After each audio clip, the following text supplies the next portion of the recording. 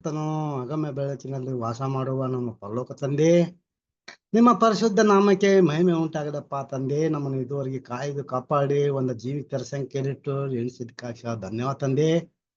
ತಂದೆ, ನಿಮ್ಮ ಚಿತ್ತಕ್ಕೆ ವಿರುದ್ಧವಾಗಿ ನಾವು ಏನಾದರೂ ತಪ್ಪು ಮಾಡಿ ನಮ್ಗೆ ಕ್ಷಮಿಸಪ್ಪ ತಂದೆ. ಮುಂದೆ ನಿಮ್ಮ ಚಿತ್ತಂತೆ ನಡೀಲಿಕ್ಕೆ ನಮ್ಮೆಲ್ಲರಿಗೆ ಸಹಾಯ ಮಾಡು ತಂದೆ. ಹೌದಪ್ಪ ತಂದೆ, ಯಾವುದೇ ಲೋಕದಲ್ಲಿ ಯಾವ ಕೆಲಸಕ್ಕೆ ಬಾರದ ನಮ್ಮನ್ನು ಆಯ್ದುಕೊಂಡು ನೀವು ಮಾಡಿದ ಸಂಕಲ್ಪದಲ್ಲಿ ನಮಗೂ ಒಂದು ಪಾಲನ್ನು ಕೊಟ್ಟು ನಿಮ್ಮ ಮಗನ ಸಾರೂಪ್ಯದಲ್ಲಿ ಬೆಳಲಿಕ್ಕೆ ಕಲಿಕೆಯನ್ನು ಕೊಟ್ಟಿದ್ದಕ್ಕಾಗಿ ಧನ್ಯವಾದ ತಂದೆ. ನಾವು ಇನ್ನೂ ಹೆಚ್ಚೆಚ್ಚಾಗಿ ಕ್ರಿಸ್ತನ ಧ್ಯಾನದಲ್ಲಿ ಬೆಳೆಯುವ ಹಾಗೆ ತಂದೆ ನಿಮ್ಮ ಕೃಪೆ ಕೊಟ್ಟು ನಡ್ಸಪ್ಪ ತಂದೆ. ನಿಮ್ಮ ಕೃಪೆ ನಿಮ್ಮ ಸಹಾಯದಲ್ಲಿ ನಾವು ಏನ್ ಮಾಡಿದ್ರು ಸಾಧ್ಯನೇ ಇಲ್ಲಪ್ಪ ತಂದೆ. ಆದ್ರೆ ತಂದೆ, ಇನ್ನು ಯಾವ ಸಹೋದರ ಬಂದಿಲ್ಲ ತಂದೆ, ಅವ್ರಿಗೂ ತಂದೆ ಬಂದು ತಕ್ಕ ಸಮಯದಲ್ಲಿ ನಿನ್ನ ವಾಕ್ಯವನ್ನು ಕೇಳುವ ಹಾಗೆ ತಂದೆ ಅವ್ರಿಗೂ ತಂದೆ ಸಹಾಯ ಮಾಡು. ಇವತ್ತು ವಾಕ್ಯವನ್ನು ತಿಳಿಸುವಂತಹ ಸಹೋದರಗೋಸ್ಕರ ಬೇಡ್ಕೊಂತ ತಂದೆ, ನಿಮ್ಮ ಪವಿತ್ರ ಆತ್ಮನ ಸಹಾಯದಿಂದ ನಿಮ್ಮ ವಾಕ್ಯವನ್ನು ನಮ್ಮೆಲ್ಲರಿಗೆ ತಿಳಿಸುವ ಹಾಗೆ ತಂದೆ ಸಹಾಯ ಮಾಡುತ್ತಂದೆ. ಇನ್ನೂ ಅನೇಕರಿಗೆ ಹೆಚ್ಚಾಗಿ ಲೋಕದಲ್ಲಿ ಇನ್ನೂ ಆಸಕ್ತಿಯಿಂದ ಸತ್ಯವನ್ನು ಹುಡುಕದ ಅಂತ ಮಕ್ಕಳಿಗೆ ತಂದೆ ತಿಳಿಸುವ ಹಾಗೆ ತಂದೆ ಅವರಿಗೆ ಕೃಪೆ ಕೊಟ್ಟು ತಂದೆ ನಡ್ಸಪ್ಪ ತಂದೆ. ಆದರೆ ಆದಿಯಿಂದ ಅಂತ್ಯದವರೆಗೂ ಈ ಕೂಟದಲ್ಲಿ ನಿಮ್ಮ ಪ್ರಸನ್ನತೆ ಇದ್ದು ತಂದೆ ಈ ಕೂಟವನ್ನು ತಂದೆ ನಡೆಸಿಕೊಡು ತಂದೆ. ಇದುವರೆಗೆ ನನ್ನ ಪ್ರಾರ್ಥನಾ ಕೇಳಿದಕ್ಕಾಗಿ ಧನ್ಯವಾದ ತಂದೆ. ಈ ಚಿಕ್ಕ ಪ್ರಾರ್ಥನಾ ನಮ್ಮೆಲ್ಲರ ರಕ್ಷಕನು ರಾಜಾಧಿರಾಜನಾಗಿರುವ ನಮ್ಮ ಯೇಸು ಪ್ರಭು ನಾಮದಲ್ಲಿ ಬಿಡುತ್ತೇನೆ ತಂದೆ. Amen. Amen. Thank you brother. Thank you. ಕ್ರಿಸ್ತನ ಪ್ರೀತಿಯ ಸಹೋದರರೇ, ನಿಮ್ಮೆಲ್ಲರಿಗೂ ತಂದೆಯಾದ ದೇವರಿಂದಲೂ ಕರ್ತನಾದ ಯೇಸು ಕ್ರಿಸ್ತನ ಮೂಲಕ ಕೃಪೆ ಶಾಂತಿ ಉಂಟಾಗಲಿ. ಪ್ರೀತಿಯ ಸಹೋದರ ಸಹೋದರಿಯರೇ, ದೇವರ ಮಹಾಕೃಪೆಯಿಂದ ದೇವರ ನಮ್ಮನ್ನ ಜೀವಿತ ಸಂಖ್ಯೆಯಲ್ಲಿ ಎನಿಸಿ ದೇವರ ವಾಕ್ಯವನ್ನು ಧ್ಯಾನಿಸುವ ಹಾಗೆ ನಮಗೆ ಕೃಪೆಯನ್ನು ಅನುಗ್ರಹಿಸಿದ್ದಾರೆ.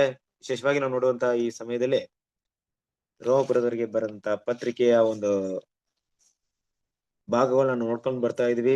ವಿಶೇಷವಾಗಿ ನಾವು ರೋಮಪುರದವರಿಗೆ ಬರೆದಂತಹ ಪತ್ರಿಕೆಯಲ್ಲಿ 2ನೇ ಅಧ್ಯಾಯದಲ್ಲಿ ಇದ್ದೀವಿ. ಓಕೆ, ಯಾವ ಒಂದು ಭಾಗ, ಎಷ್ಟನೇ ಭಾಗವನ್ನು ನೋಡ್ಬೇಕಾಗಿದೆ ಇದೆಯಾ?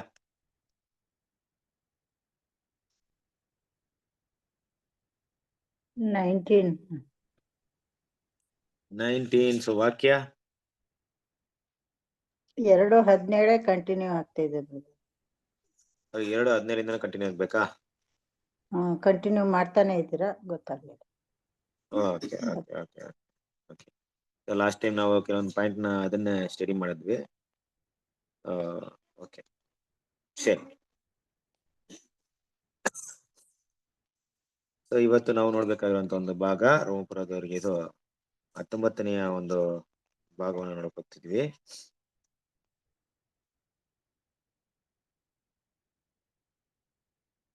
ವಾಕ್ಯ 2ನೇ ಅಧ್ಯಾಯ 17ನೇ ವಾಕ್ಯ. ಕರೆಕ್ಟ್ ಅಲ್ವಾ? ವಾಕ್ಯವನ್ನ ಓದಿ. 2ನೇ ಅಧ್ಯಾಯ 17ನೇ ವಾಕ್ಯ.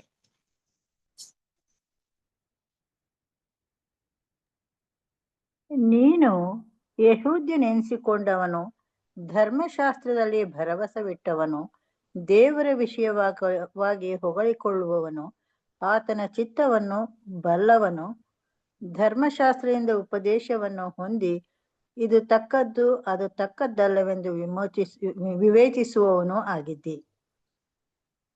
ಓಕೆ, ಕ್ರಿಸ್ತನ ಪ್ರೀತಿಯ ಸಹೋದರರೇ, ನಾವು ಲಾಸ್ಟ್ ಟೈಮ್ ನೋಡಿದಂತ ಒಂದು ಪಾಠದ ಪ್ರಕಾರ ಒಂದು ಪಾಯಿಂಟ್ ನಾವು ನೋಡಿದ್ವಿ ಮುಖ್ಯವಾಗಿ, ಅಲ್ವಾ? ಏನಪ್ಪಾ ಅಂದ್ರೆ 2ನೇ ಅಧ್ಯಾಯ 16ನೇ ವಾಕ್ಯದಲ್ಲಿ, ನಾನು ಸುವಾರ್ತೆಯಲ್ಲಿ ಬೋಧಿಸಿರುವ ಪ್ರಕಾರ ದೇವರು ಯೇಸು ಕ್ರಿಸ್ತನ ಮೂಲಕವಾಗಿ ಮನುಷ್ಯರ ಗುಡ್ಡುಗಳನ್ನು ಹಿಡಿದು ವಿಚಾರಿಸುವ ದಿನವೂ ಬರುತ್ತದೆ ಅಂತ ಒಂದು ವಿಷಯವನ್ನ ನೋಡಿದ್ವಿ. ಇಲ್ಲಿ ಮುಂದುವರ್ಸ್ಕೊಂಡು ಏನ್ ಮಾಡ್ತಿದ್ದಾರೆ ಅಪೊಸ್ತಲ ಪೌಲಲ್ಲಿ ಇನ್ನೊಂದು ವಿಷಯವನ್ನ ಹೇಳ್ತಿದ್ದಾರೆ. ಅಂದ್ರೆ ನೀನು ಏನಾಗಿದ್ಯಾ?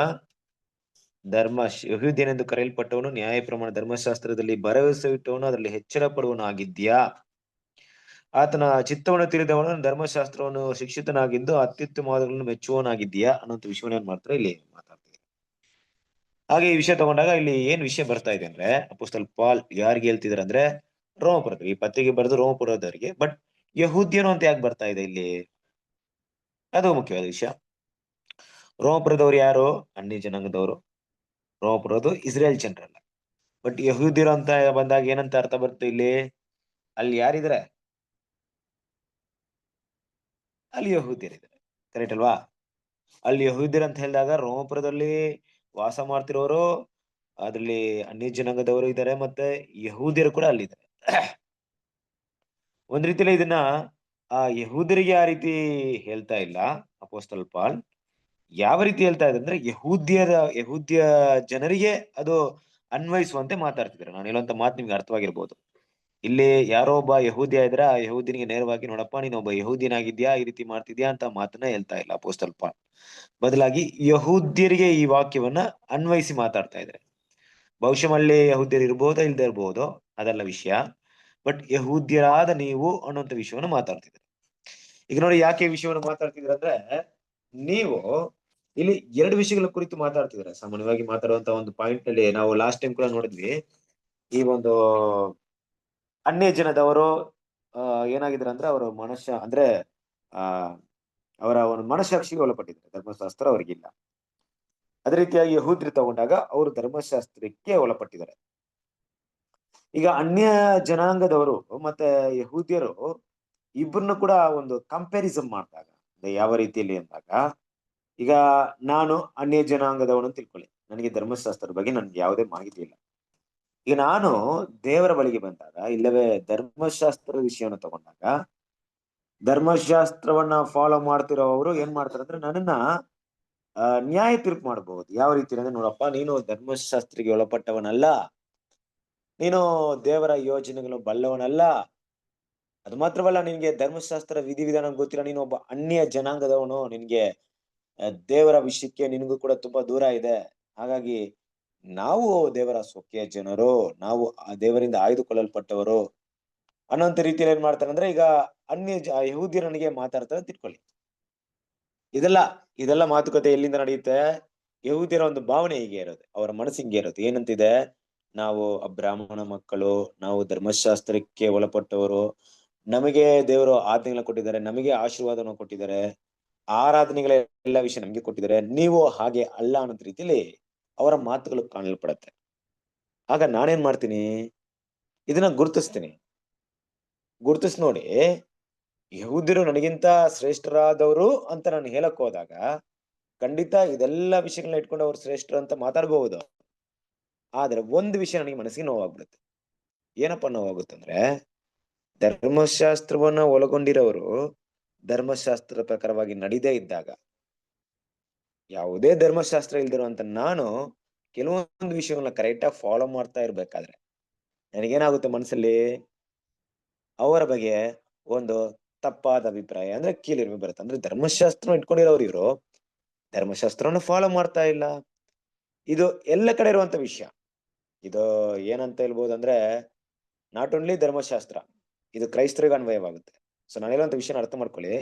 ಹೀಗೆ ಲೋಕ ನಮ್ಮನ್ನ ಏನ್ ಮಾಡುತ್ತೆ, ನಮ್ಮನ್ನ ದೂಷಣೆ ಮಾಡುತ್ತೆ, ನಮ್ಮನ್ನ ಅವಹೇಳನ ಮಾಡುತ್ತೆ. ಹೇಗೆ ಧರ್ಮಶಾಸ್ತ್ರ ಒಳಗೊಂಡಿರೋ ಧರ್ಮಶಾಸ್ತ್ರ ನಡೀತಾ ಇದ್ದಾಗ, ಲೋಕದಲ್ಲಿರುವಂತ ವ್ಯಕ್ತಿ ಧರ್ಮಶಾಸ್ತ್ರ ನಡೆದಾಗ ಅವ್ರನ್ನ ನೋಡಿ, ನೀವೇನ್ ಧರ್ಮಶಾಸ್ತ್ರ ಹೊಂದ್ಕೊಂಡಿದ್ದೀರ ಮಹಾ, ನೀವು ಹೊಂದ್ಕೊಂಡಿರೋ ಪ್ರಕಾರ ನೀವೇನ್ ನಡೀತಾ ಇಲ್ವಲ್ಲ, ನಾವು ಹೊಂದ್ಕೊಳ್ತಾ ಇದ್ರು ಕೂಡ ಕರೆಕ್ಟಾಗಿ ನಡೀತೀವಿ ಅಂತ ಆ ಮಾತು ಬಂದಾಗ ಅಲ್ಲೇನಾಯ್ತು, ಧರ್ಮಶಾಸ್ತ್ರದಲ್ಲಿ ನಡೆಯುವಂತ ವಿಷಯ ಜನರು ಮಾತ್ರ ದೂಷಣೆ ಮಾಡ್ತಿಲ್ಲ, ಅದು ದೇವರನ್ನೇ ಒಂದು ನಿಂದಿಸುವ ಹಾಗೆ ಆಯ್ತು. ಅಂದ್ರೆ ದೇವರಿಗೆ ಒಂದು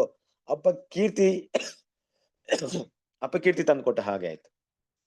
ದೇವರ ನಾಮಕ್ಕೆ ಧಕ್ಕೆ ಉಂಟು ಮಾಡ್ದಂಗಾಯ್ತು. ನಮ್ಮಿಂದ ದೇವರ ನಾಮ ದೂಷಣೆಗೊಳಪಡ್ತು, ಧರ್ಮಶಾಸ್ತ್ರ ಒಳಪಟ್ಟಿರುವಂತ ದೇವರ ನಾಮ ದೂಷಣೆಗೊಳಪಡ್ತು.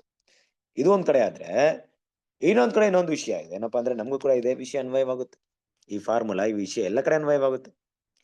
ಈಗ ಕ್ರೈಸ್ತರಾದ ನಾವು ಕೂಡ ದೇವರ ವಾಕ್ಯನ ಹೊಂದ್ಕೊಂಡು, ನಾವು ದೇವರ ಮಕ್ಕಳು, ನಾವು ಸತ್ಯಕ್ಕೆ ಒಳಪಟ್ಟವರು, ದೇವರ ವಾಕ್ಯದ ಪ್ರಕಾರ ನಡೀತೀವಿ ಅಂತ ಹೇಳ್ಕೊಂಡು ನಾವು ಲೋಕದಿಂದ ನಾವನ್ನ ಸಪರೇಟ್ ಆಗಿ ತೋರಿಸ್ಕೊಳ್ತೀವಿ, ಪ್ರತ್ಯೇಕ ಮಾಡ್ಕೊಳ್ತೀವಿ.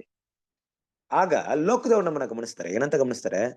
ಓಹೋ, ನೀವು ತುಂಬಾ ಶ್ರೇಷ್ಠ ಜನಾಂಗದವ್ರು ಅಂತ ಹೇಳ್ಕೊಳ್ತಿದ್ದೀರಾ, ನೀವು ಆಜ್ಞೆಗಳನ್ನ, ದೇವರ ವಿಷಯಗಳನ್ನ ಎಷ್ಟರ ಮಟ್ಟಿಗೆ ಫಾಲೋ ಮಾಡ್ತಾ ಇದೀರಪ್ಪ ಅಂತ ಬಂದಾಗ, ನಾವು ಅವರಿಗಿಂತ ಶ್ರೇಷ್ಠ ಅನ್ಕೊಂಡವರು ಅವರಿಗಿಂತ ಒಳ್ಳೆ ಗುಣಗಳನ್ನ ತೋರಿಸ್ಬೇಕು. ಕರೆಕ್ಟ್ ಅಲ್ವಾ?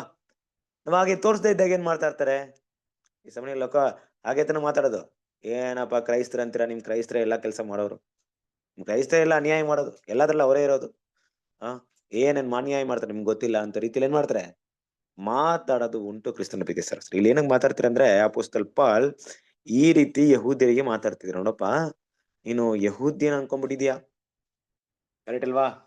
ಇನ್ನೊಬ್ಬ ಯಹೂದಿ ಅನ್ಕೊಂಡ್ಬಿಟ್ಟು ಮತ್ತೆ ನೀನೇನ್ ಮಾಡ್ತಿದ್ಯಾ, ಧರ್ಮಶಾಸ್ತ್ರವೆಲ್ಲ ಗೊತ್ತಿದೆ ಅಂತ ನೀನ್ ತಿಳ್ಕೊಂಡ್ಬಿಟ್ಟಿದ್ಯಾ. ಎಲ್ಲವನ್ನ ಗೊತ್ತಿದೆ ಅಂತ ತಿಳ್ಕೊಂಡಿರುವಂತ ನೀನು ಮತ್ತೆ ಅದರಲ್ಲಿ ತುಂಬಾ ವಿಷಯಗಳನ್ನ ಕಲ್ತಿದ್ಯಾ, ಶಿಕ್ಷಿತನಾಗಿದ್ಯಾ. ಬಟ್ ನಿನ್ನ ಗುಣಗಳು ಹೆಂಗಿರ್ಬೇಕು? ಒಂದು ವೇಳೆ ನೀನು ಆ ರೀತಿ ಮಾಡದೇ ಇದ್ದಾಗ, ಸಾಮಾನ್ಯವಾಗಿ ಯಹೂದರು ಇದೇ ರೀತಿ ತಾನೇ ಹೇಳ್ತಾರದು ಯಾವಾಗ್ಲೂ. ಒಂದ್ ಮಾತನ್ನ ಅವ್ರು ಬಳಸ್ತಾರ ತಾನೆ. ಏನ್ ಯೂಸ್ ಮಾಡ್ತಾರೆ ಹೋದ್ರಿ? ಮತ್ತೇನ ಸುವಾರ್ತೆ 3ನೇ ಅಧ್ಯಾಯ 9ನೇ ವಾಕ್ಯ.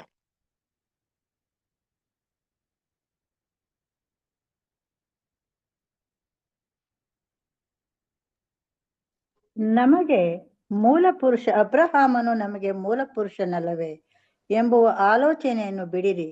ದೇವರು ಅಬ್ರಹಾಮನಿಗೆ ಈ ಕಲ್ಲುಗಳಿಂದಲೂ ಮಕ್ಕಳನ್ನು ಬಲ್ಲನೆಂದು ನಿಮಗೆ ಹೇಳುತ್ತೇನೆ. ಅಲ್ವರಾ? ಏನಂತ ನೋಡ್ರಿ ಇಲ್ಲಿ ಸರಸರೇ, ನಮ್ಮ ಕರ್ತನಾದ ಯೇಸು ಕ್ರಿಸ್ತನ್ ಮಾತಾಡ್ಬೇಕಾದ್ರೆ ದೇವರ ಇಸ್ರೇಲ್ ಜನರ ಒಂದು ಹೃದಯವನ್ನ ಅಲ್ಲಿ ಅರಿತವರಾಗಿ ಮಾತಾಡ್ತಿದ್ರು. ಅಂದ್ರೆ ಅವ್ರಲ್ಲಿರುವಂತ ಹೆಮ್ಮೆ ಭಾವನೆ ಇದು. ಏನ್ ಹೆಮ್ಮೆ ಭಾವನೆ? ನಾವು ಅಬ್ರಾಹ್ಮಣ ಮಕ್ಕಳು, ನಾವು ಅಬ್ರಾಹ್ಮಣ ಸಂತತಿಯವರು, ವಾಗ್ದಾನ ನಮ್ಗೆ, ಪ್ರತಿಯೊಂದು ದೇವರ ಬ್ಲೆಸ್ಸಿಂಗ್ ನಮ್ಗೆ ಅನ್ನುವಂಥ ಭಾವನೆ ಡೀಪ್ ಆಗಿ ಬೆಳೆದಿತ್ತು ಅವ್ರಿಗೆ. ಆ ಡೀಪ್ನೆಸ್ ಎಷ್ಟ್ರ ಮಟ್ಟಿಗಿತ್ತು ಗೊತ್ತಾ ನಿಮ್ಗೆ? ಎಷ್ಟ್ರ ಮಟ್ಟಿಗಿತ್ತು ಅಂದ್ರೆ ನಾವೇನೂ ಮಾಡದೇ ಇದ್ರು ಪರವಾಗಿಲ್ಲ, ಆದ್ರೆ ನಾವು ಅಬ್ರಾಹ್ಮಣ ಮಕ್ಕಳು, ಅದಕ್ಕೆ ದೇವ್ರು ನಮ್ಗೆ ವಾಗ್ದಾನ ನಮ್ಗೆ ಕೊಟ್ಟೇ ಕೊಡ್ತಾರೆ, ನಮ್ಗೆ ಬ್ಲೆಸ್ಸಿಂಗ್ ಮಾಡೇ ಮಾಡ್ತಾರೆ ಅನ್ನೋಷ್ಟು ಮಟ್ಟಿಗೆ ಬೆಳೆದಿತ್ತು. ಯಾರಿಗೆ? ಇಸ್ರೇಲ್ ಜನರಿಗೆ. ಇದೇ ಈ ಸದುಸೇರ್ ಪರಿಸರ ಒಂದು ಹೆಮ್ಮೆಯ ಒಂದು ತುಂಬಾ ಅವರು ಗರ್ವದಿಂದ ಈ ರೀತಿ ಭಾವನೆಗಳನ್ನ ತೋರ್ಸೋದಕ್ಕೆ ಕಾರಣ ಏನಪ್ಪಾ ಅಂದ್ರೆ ಈ ಭಾವನೆ ಅವ್ರ ಮನಸ್ಸಲ್ಲಿ ಇದ್ದಿತ್ತು. ನಾವು ಬ್ರಾಹ್ಮಣ ಮಕ್ಕಳು, ನಾವು ಶ್ರೇಷ್ಠರು ಅನ್ನೋಂತ ಒಂದು ಭಾವನೆ. ಕ್ರಿಸ್ತನಲ್ಲಿ ಪ್ರೀತಿಯ ಸರಸ್ವರರೇ, ಈ ಒಂದು ಭಾವನೆ ಅವರಿಗೆ ಎಷ್ಟು ಮಟ್ಟಿಗೆ ಒಂದು ಮನಸ್ಸನ್ನ ತಂದಿತ್ತು ಅಂದ್ರೆ ಅವರ ಗುಣಗಳಲ್ಲಿ ಯಾವುದೇ ಬದಲಾವಣೆ ಇಲ್ಲದೆ ಇದ್ರು ಕೂಡ ನಾವೇನಾಗ್ಬಿಡ್ತೀವಿ, ನಾವು ದೇವರ ಅಬ್ಬರ ಮಾಡಿದಂತ ವಾಗ್ದಾನಕ್ಕೆ ವಾರಿಸುದಾರ ಆಗ್ಬಿಡ್ತೀವಿ ಅಂತ ಭಾವನೆ ಇತ್ತು. ಕರೆಕ್ಟ್ ಇಲ್ವಾ? ಅದೇ ರೀತಿ ಕೆಲವೊಂದು ಟೈಮಲ್ಲಿ ಧರ್ಮಶಾಸ್ತ್ರ ಓದಿದಾಗ ದೇವರು ಎಷ್ಟು ಸ್ಪಷ್ಟವಾಗಿ ಬರೆದಿದ್ದಾರೆ ಅಂದ್ರೆ ಎಷ್ಟು ಮಟ್ಟಿಗೆ ಅವರಿಗೆ ಆಶೀರ್ವಾದವನ್ನ ಇಟ್ಟಿದ್ರು ಅಷ್ಟರ ಮಟ್ಟಿಗೆ ಶಾಪವನ್ನು ಕೂಡ ಇಟ್ಟಿದ್ರು. ಅದನ್ನ ಮಾಡದೇ ಇದ್ದಾಗ ಅದನ್ನ ಗಮನಿಸ್ತಾ ಇರ್ಲಿಲ್ಲ ಅವರು, ಅದನ್ನ ನೋಡ್ತಾ ಇರಲಿಲ್ಲ. ಬದಲಾಗಿ ಅಬ್ರಾಹ್ಮಣ ಸಂತತಿಯಿಂದ ಹುಟ್ಟಿದ ಮಾತ್ರಕ್ಕೆ ನಾವು ಅಬ್ರಾಹ್ಮಣ ವಾಗ್ದಾನದವರು, ಅದೆಲ್ಲ ಬ್ಲೆಸ್ಸಿಂಗ್ ನಮ್ಗೆ ಬಂದ್ಬಿಡುತ್ತೆ ಅಂತ ಭಾವನೆಯಲ್ಲೇ ಇದ್ರು. ಇದೇ ವಿಚಾರವನ್ನ ಅಪೊಸ್ತಲ ಪಾಲ್ ಏನ್ ಮಾಡ್ತಾರೆ, ಇಲ್ಲಿ ಮಾತಾಡಕ್ ಹೋಗ್ತಾರೆ ಅಲ್ವಾ? ಆತನ ಚಿತ್ತವನ್ನು ಬಲ್ಲವನು, ಧರ್ಮಶಾಸ್ತ್ರ ಉಪದೇಶ ಹೊಂದಿ ಇದು ತಕ್ಕದ್ದು ಅದು ತಕ್ಕವಲ್ಲದೆಂದು ವಿವೇಚಿಸುವನು ಆಗಿದ್ಯಾ. ನಿಮ್ಗೆಲ್ಲ ಗೊತ್ತಿದೆಯಲ್ಲಪ್ಪ, ಗೊತ್ತಿರ್ಬೇಕಾ? ಧರ್ಮಶಾಸ್ತ್ರದ ಜ್ಞಾನದ ಸತ್ಯಗಳ ಸ್ವರೂಪವೇ ನನಗಿರುವುದರಿಂದ ಕುರುಡರಿಗೆ ದಾರಿ ತೋರಿಸುವವನು ಅನ್ನೋಂಥ ಭಾವನೆ ಬೆಳೆಸ್ಕೊಂಡಿದ್ಯಾ? ಕತ್ತಲೆಯಲ್ಲಿರುವವರಿಗೆ ಬೆಳಕು ತಿಳುವಳಿಕೆ ಇಲ್ಲದವರಿಗೆ ಶಿಕ್ಷಕನು, ಬಾಲಕರಿಗೆ ಉಪಾಧ್ಯಾಯನು ಆಗಿದ್ದೇನೆಂದು ನಂಬಿಕೊಂಡಿದ್ಯಾ? ಇದೆಲ್ಲ ಗೊತ್ತಿದ್ರು ಅಲ್ಲೇನ್ ಮಾತಾಡ್ತಿದಾರೆ ಅಂದ್ರೆ 21ನೇ ವಾಕ್ಯ ಓದಿ.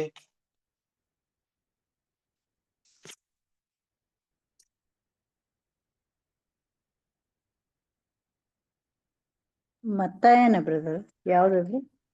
ಅವರಿಗೆ 2ನೇ ಅಧ್ಯಾಯ 21ನೇ ವಾಕ್ಯ ಓದಿ.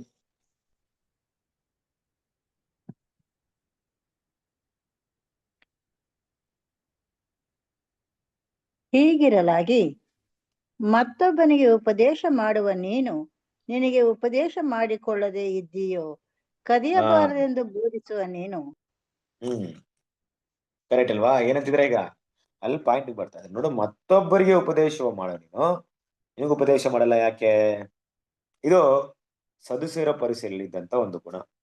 ದೇವ್ರ ಮಕ್ಕಳು ನಮ್ಮಲ್ಲಿ ಇದೆಯಾ ಅಂತ ನಾವು ಚೆಕ್ ಮಾಡ್ಬೇಕು. ಮೊದಲು ದೇವರು ಇದನ್ನ ಯಾವ ರೀತಿ ನೋಡ್ತಾರೆ ಅಂತ ವಿಷಯವನ್ನ ನೋಡೋಣ.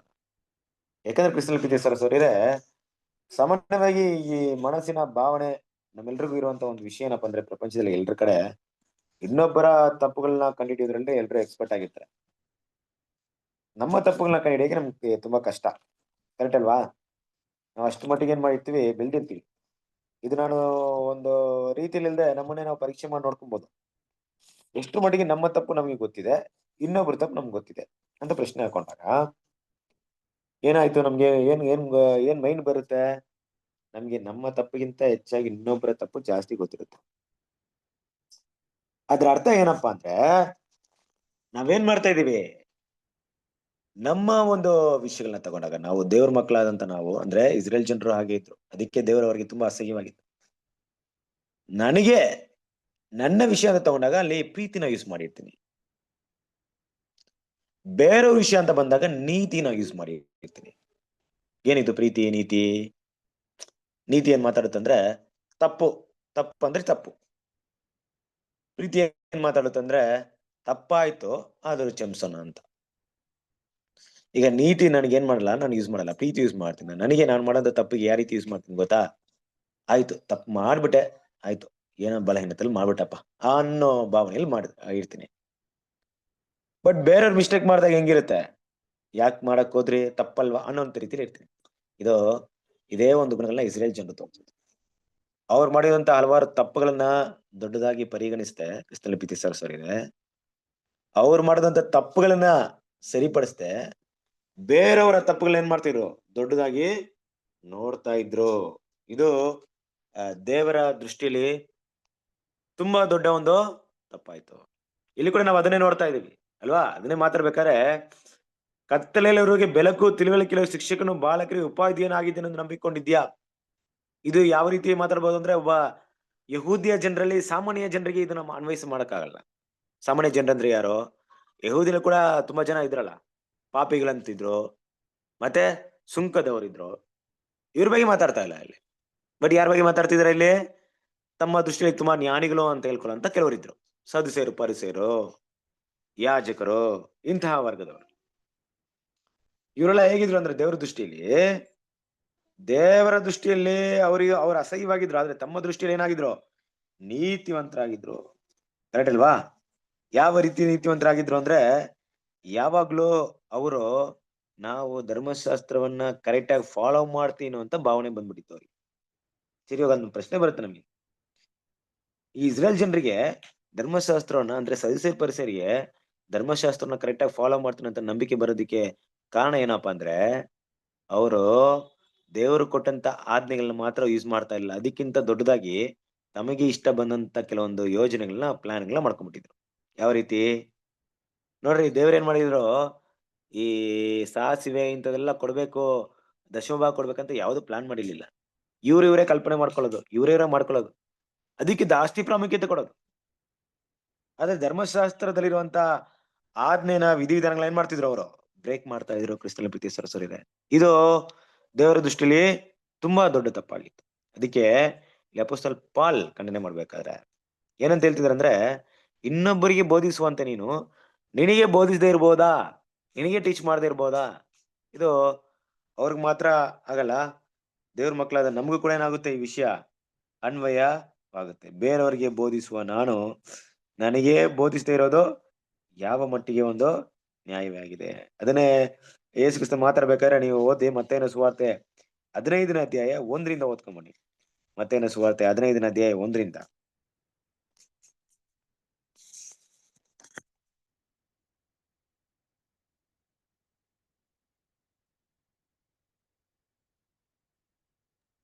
ಆಗ ಯೆರೂಸಲೇಮಿನಿಂದ ಫರಿಸಾಯರು ಶಾಸ್ತ್ರಿಗಳು ಯೇಸುವಿನ ಬಳಿಗೆ ಬಂದು, ನಿನ್ನ ಶಿಷ್ಯರು ಹಿರಿಯರಿಂದ ಬಂದ ಸಂಪ್ರದಾಯವನ್ನು ಯಾಕೆ ಮೀರುತ್ತಾರೆ? ಅವರು ಕೈ ತೊಳಕೊಳ್ಳದೆ ಆಹಾರ ತೆಗೆದುಕೊಳ್ಳುತ್ತಾರಲ್ಲ ಎಂದು ಕೇಳಿದ್ದಕ್ಕೆ ಆತನು ಅವರಿಗೆ ಉತ್ತರ ಕೊಟ್ಟಿದ್ದೇನೆಂದರೆ, ನೀವು ಸಹ ನಿಮ್ಮ ಸಂಪ್ರದಾಯದ ನಿಮಿತ್ತ ದೇವರ ಆಜ್ಞೆಯನ್ನು ಯಾಕೆ ಮೀರುತ್ತೀರಿ? ಹೇಗೆಂದರೆ, ತಂದೆ ತಾಯಿಗಳನ್ನು ಸನ್ಮಾನಿಸಬೇಕೆಂತಲೂ ತಂದೆಯನ್ನಾಗಲಿ ತಾಯಿಯನ್ನಾಗಲಿ ದೂಷಿಸುವವನಿಗೆ ಮರಣದಂಡನೆ ಆಗಬೇಕೆಂತಲೂ ದೇವರು ಹೇಳಿದ್ದಾನೆ. ನೀವು ಯಾವನಾದರೂ ತನ್ನ ತಂದೆಯನ್ನಾಗಲಿ ತಾಯಿಯನ್ನಾಗಲಿ ನೋಡಿ, ನಾನು ನಿನ್ನ ರಕ್ಷಣೆಗಾಗಿ ಕೊಡತಕ್ಕದ್ದನ್ನು ದೇವರಿಗೆ ಇಟ್ಟಿದ್ದೇನೆ ಎಂದು ಹೇಳುವುದಾದರೆ ಅವನಿಗೆ ತನ್ನ ತಂದೆ ತಾಯಿಗಳನ್ನು ಸನ್ಮಾನಿಸಬೇಕಾದ್ದಿಲ್ಲ ಅನ್ನುತ್ತೀರಿ. ಹೀಗೆ ನಿಮ್ಮ ಸಂಪ್ರದಾಯದ ನಿಮಿತ್ತ ದೇವರ ವಾಕ್ಯವನ್ನು ನಿರರ್ಥಕ ಮಾಡಿದ್ದೀರಿ. ಅಲ್ವರಾ? 9ನೇ ವಾಕ್ಯ ಓದಿದ್ರಾ? ಇಲ್ಲ. ಕಪಟಿಗಳೇ, ನಿಮ್ಮ ವಿಷಯದಲ್ಲಿ ಯೆಶಾಯನು ವಿಹಿತವಾಗಿ ಪ್ರವಾದಿಸಿದ್ದಾನೆ. ಅವನು ಬರೆದದ್ದೇನೆಂದರೆ, ಈ ಜನರು ಮಾತಿನಿಂದ ನನ್ನನ್ನು ಸನ್ಮಾನಿಸುತ್ತಾರೆ, ಆದರೆ ಅವರ ಮನಸ್ಸು ನನಗೆ ದೂರವಾಗಿದೆ. ಮನುಷ್ಯರು ಕಲ್ಪಿಸಿದ ಕಟ್ಟಳೆಗಳನ್ನೇ ಅವರು ಬೋಧಿಸುವುದರಿಂದ ನನಗೆ ಭಕ್ತಿ ತೋರಿಸುವುದು ವ್ಯರ್ಥ ಎಂಬುದೇ. ಅಲ್ವರ ಕೃಷ್ಣ ಸರಿನೇ ಯಾವ ವಿಷಯವನ್ನು ನಾವು ನೋಡಕ್ ಹೋಗ್ತಿದೀವಿ ಅಂದ್ರೆ ಇದೇ ಒಂದು ಪಾಯಿಂಟ್. ಇಲ್ಲಿ ಅಪೋಸ್ತಲ್ ಪಾಲ್ ಮಾತಾಡೋದು ಇದೇ ಒಂದು ವಿಷಯನ ಮಾತಾಡ್ತಿದ್ರು. ಎಲ್ಲಿ ಯೇಸು ಕ್ರಿಸ್ತನ ಯಾವ ವಿಷಯನ ಖಂಡಿಸಿದ್ರೋ ಅದೇ ವಿಚಾರವನ್ನ ಇಲ್ಲಿ ಮಾತಾಡ್ತಾ ಇದ್ದಾರೆ ನೋಡಿ. ಇಲ್ಲಿ ಅದಕ್ಕೆ ಈ ವಾಕ್ಯ ನೋಡ್ಬೇಕಾದ್ರೆ ಕತ್ತಲೆಯವರಿಗೆ ಬೆಳಕು, ತಿಳುವಳಿಕೆ ಶಿಕ್ಷಕನು, ಬಾಲಕರಿಗೆ ಉಪಾಧ್ಯಾಯನ ಆಗಿದ್ದೇನೆಂದು ನಂಬಿಕೊಂಡಿದ್ಯಾ ಅಂತ ಹೇಳ್ತೀರ ನೋಡ್ರಿ. ಇದೆಲ್ಲ ಈ ಸದಸ್ಯರ ಪರಿಸರಿಗೆ ಅನ್ವಯವಾಗುತ್ತೆ. ಅವ್ರು ಮಾಡಿದ ಬಗ್ಗೆ ಕರ್ತನಾದ ಯೇಸು ಕ್ರಿಸ್ತ ಏನ್ ಮಾಡ್ತಾರೆ, ಯಾವ ರೀತಿ ನೀವು ಮಾಡ್ತಿದ್ರ ಅಂದ್ಬಿಟ್ಟು ಕೊನೆಗೆ ಅವ್ರು ಹೇಳುವಂತ ಒಂದು ವಿಷಯ ಇದೆಯಲ್ಲ, ಕಪ್ಪಟ್ಟಿಗಳೇ, ನಿಮ್ಮ ವಿಷಯವಾಗಿ ಯೇಸುವನ್ನು ಸರಿಯಾಗಿ ಪ್ರವಾದಿಸಿದನು. ಅದೇನೆಂದರೆ, ಈ ಜನ ತಮ್ಮ ಬಾಯಿಂದ ನನ್ನನ್ನು ಸಮೀಪಿಸಿ ತುಟಿಗಳಿಂದ ನನ್ನನ್ನು ಸನ್ಮಾನಿಸುತ್ತಾರೆ, ಅವರ ಹೃದಯವು ನನ್ನಿಂದ ದೂರವಾಗಿದೆ ಅಂತ. ನೋಡ್ರಿ, ಇದು ದೇವರಿಗೆ ಅಸಹ್ಯವಾದಂಥದ್ದು. ಏನ್ ಅಸಹ್ಯವಾದಂಥದ್ದು? ಬಾಯಿಂದ ದೇವ್ರನ್ನ ಸನ್ಮಾನಿಸೋದು ಅಲ್ವಾ, ಬಾಯಿಂದ ದೇವ್ರನ್ನ ಹೊಗಳೋದು, ತುಟಿಗಳಿಂದ ಸನ್ಮಾನಿಸೋದು, ಹೃದಯದಲ್ಲಿ ದೂರವಾಗಿರೋದು. ಏನಪ್ಪಾ ಇದ್ರ ಅರ್ಥ? ಇದ್ರ ಅರ್ಥ ಏನಪ್ಪಾ ಅಂದ್ರೆ, ಹೊರನೋಟಕ್ಕೆ ಒಳ್ಳೆಯವರಾಗಿ ನಡ್ಕೊಳ್ಳೋದು, ಆದ್ರೆ ಒಳಗಡೆ ಆ ಒಂದು ನಿಜವಾದ ವಿಷಯ ಹೊರಟಿರಲ್ಲ. ಅವ್ರು ಆಡುವಂತ ವಿಷಯಗಳಿರ್ಬೋದು, ಮಾತುಗಳಿರ್ಬೋದು, ಎಲ್ಲಿಂದ ಹೊರಟಿರಲ್ಲ? ಹೃದಯದಿಂದ ಅದೇನಾಗಿರಲ್ಲ, ಹೊರಟಿರಲ್ಲ. ಬದಲಾಗಿ ಎಲ್ಲಿಂದ ಬಂದಿರುತ್ತೆ? ಅವರ ನೋಟಕ್ಕೆ ಎಲ್ಲರ ಮುಂದೆ. ಇದೇ ಒಂದು ಕೆಲಸವನ್ನ ಯಾರು ಮಾಡ್ತಿದ್ರು ಅಂದ್ರೆ, ಈ ಸದುಸೇರು ಪರಿಸೇರು ಮಾಡ್ತಿದ್ರು. ಯಾವ ರೀತಿ ಮಾಡ್ತಿದ್ರು ಅಂದ್ರೆ, ಹೊರ ನೋಟಕ್ಕೆ ಎಲ್ಲರ ಮುಂದೆ ಹೋಲಿಕೆ ಮನುಷ್ಯರ ತೋರಿಕೆಗೆ ಮಾಡುವಂತ ವಿಷಯ ಅಲ್ವಾ. ನೋಡ್ರಿ, ಇದನ್ನ ನಾವು ಮತ್ತೇನ ಸುವಾರ್ತೆ 23ನೇ ಅಧ್ಯಾಯ 3ನೇ ವಾಕ್ಯದಿಂದ ಓದ್ಕೊಂಬನಿ.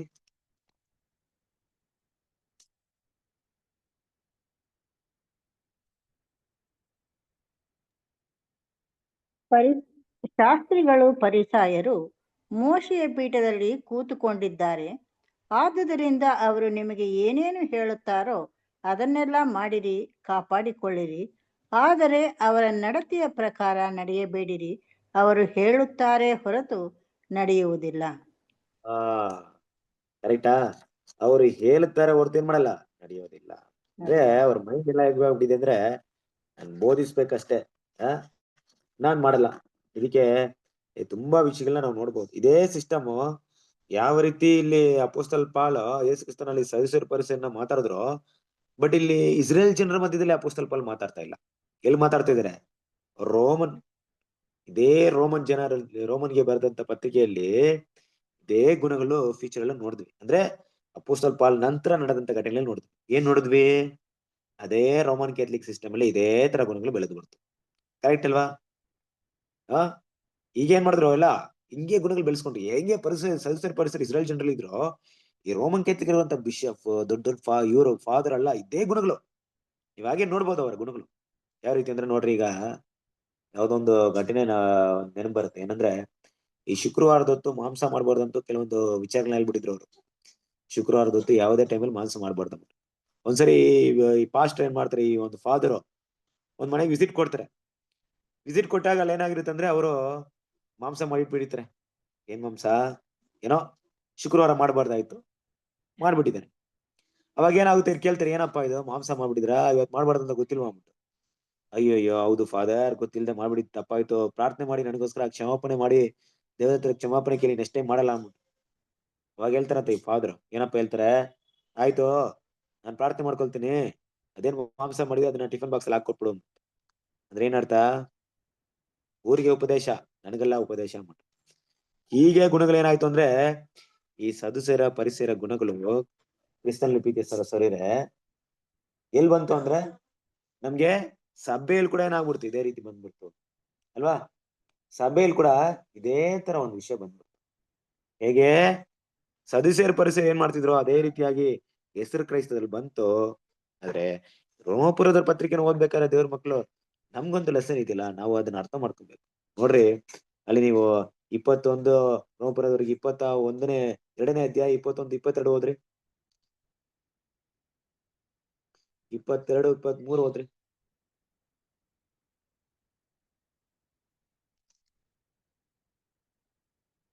ಹೀಗಿರಲಾಗಿ ಮತ್ತೊಬ್ಬನಿಗೆ ಉಪದೇಶ ಮಾಡುವ ನೀನು ನಿನಗೆ ಉಪದೇಶ ಮಾಡಿಕೊಳ್ಳದೆ ಇದ್ದೀಯೋ? ಕದಿಯಬಾರದೆಂದು ಬೋಧಿಸುವ ನೀನು ಕದಿಯುತ್ತೀಯೋ? ಹಾದರ ಮಾಡಬಾರದೆಂದು ಹೇಳುವ ನೀನು ಹಾದರ ಮಾಡುತ್ತೀಯೋ? ಮೂರ್ತಿಗಳಲ್ಲಿ ಅಸಹ್ಯ ಪಡುತ್ತಿರುವ ನೀನು ದೇವಸ್ಥಾನದಲ್ಲಿ ಕಳ್ಳತನ ಮಾಡುತ್ತೀಯೋ? ಧರ್ಮಶಾಸ್ತ್ರದಲ್ಲಿ ಅಭಿಮಾನಿಯಾಗಿರುವ ನೀನು ಧರ್ಮಶಾಸ್ತ್ರವನ್ನು ಮೀರಿ ನಡೆದು ದೇವರನ್ನು ಅವಮಾನಪಡಿಸುತ್ತೀಯೋ. ಅಲ್ವರ ಕ್ರಿಸ್ತನ ಪ್ರೀತಿ ಸರಸ್ವರೇ, ಇದೆಲ್ಲ ವಿಷಯಗಳು ತೆರೆ ಹಿಂದೆ ಇರುವಂತ ವಿಷಯ. ತೆರೆ ಹಿಂದೆ ಅಂದ್ರೇನು? ನಮ್ ಮುಂದೆ ನಡೆಯಲ್ಲ. ಮನುಷ್ಯರ ಮುಂದೆ ಹೆಂಗಿರುತ್ತೆ ಒಳ್ಳೆಯವ್ರ ತರ ಹೇಳೋರು, ಹಿಂದೆ ಅವರ ಗುಣಗಳು ಈ ರೀತಿ ಇತ್ತು. ಇದೇ ಗುಣಗಳು ಸದುಸೇರ ಪರಿಸರ ಇತ್ತು. ಇದೇ ಗುಣಗಳು ಯಾರಲ್ಲಿತ್ತು? ಇದೇ ಗುಣಗಳು ಹೆಸರು ಕ್ರೈಸ್ತರು ಬಾಬಿಲೋನಲ್ಲಿ ಇವತ್ತುವರೆಗೂ ಹಿಂಗೆ ಇರೋದು. ಆದ್ರೆ ದೇವ್ರ ಮಕ್ಳು ನಮಗೆ ಇದು ಎಚ್ಚರಿಕೆ. ಏನಪ್ಪ ಎಚ್ಚರಿಕೆ ಅಂದ್ರೆ,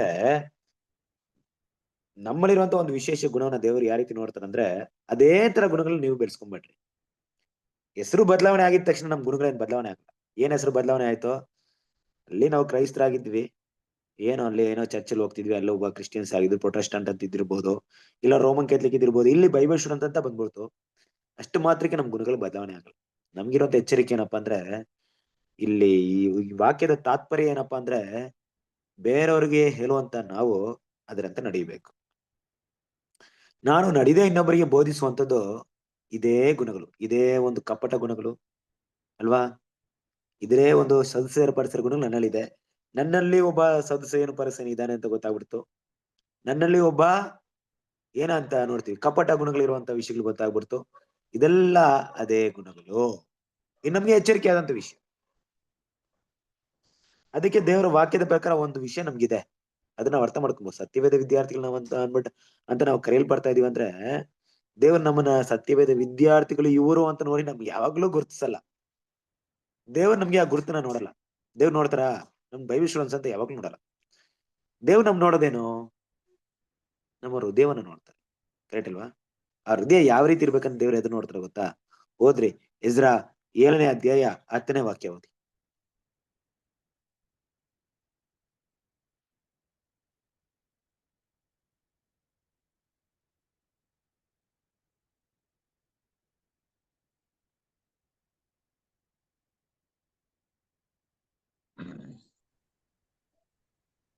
ಯೆಹೋವನ ಧರ್ಮಶಾಸ್ತ್ರವನ್ನು ಅಭ್ಯಾಸಿಸಿ ಅನುಸರಿಸಲಿಕ್ಕೂ ಇಸ್ರಾಯೇಲರಿಗೆ ಅದರ ವಿಧಿ ನ್ಯಾಯಗಳನ್ನು ಕಲಿಸಲಿಕ್ಕೂ ದೃಢ ಮಾಡಿಕೊಂಡಿದ್ದನು. ನೋಡಿದ್ರಾ? ಎಜ್ರನ ಒಂದು ರೂಲ್ಸ್ ಇತ್ತು ಅವ್ರಿಗೆ. ಏನ್ ರೂಲ್ಸ್ ಅಂದ್ರೆ, ಮೊದಲೇನ್ ಮಾಡ್ಬೇಕು? ಧರ್ಮಶಾಸ್ತ್ರವನ್ನ ಕಲಿಬೇಕು. ಎರಡನೇದು ಏನ್ ಮಾಡ್ಬೇಕಂದ್ರೆ ಅದ್ರಂತೆ ನಡಿಬೇಕು. ಮೂರನೇದು ಇಸ್ರೇಲ್ ಜನರಿಗೆ ಅದ್ರ ಬಗ್ಗೆ ಬೋಧಿಸ್ಬೇಕು. ಇದೇ ಅವರ ರೂಲ್ಸ್. ಅವ್ರಿಗೆ ಹೃದಯದಲ್ಲಿ ದೃಢ ಮಾಡ್ಕೊಂಡ್ಬಿಟ್ಟಿದ್ರು. ಇದನ್ನ ಬ್ರೇಕ್ ಮಾಡ್ತಾ ಇರ್ಲಿಲ್ಲ.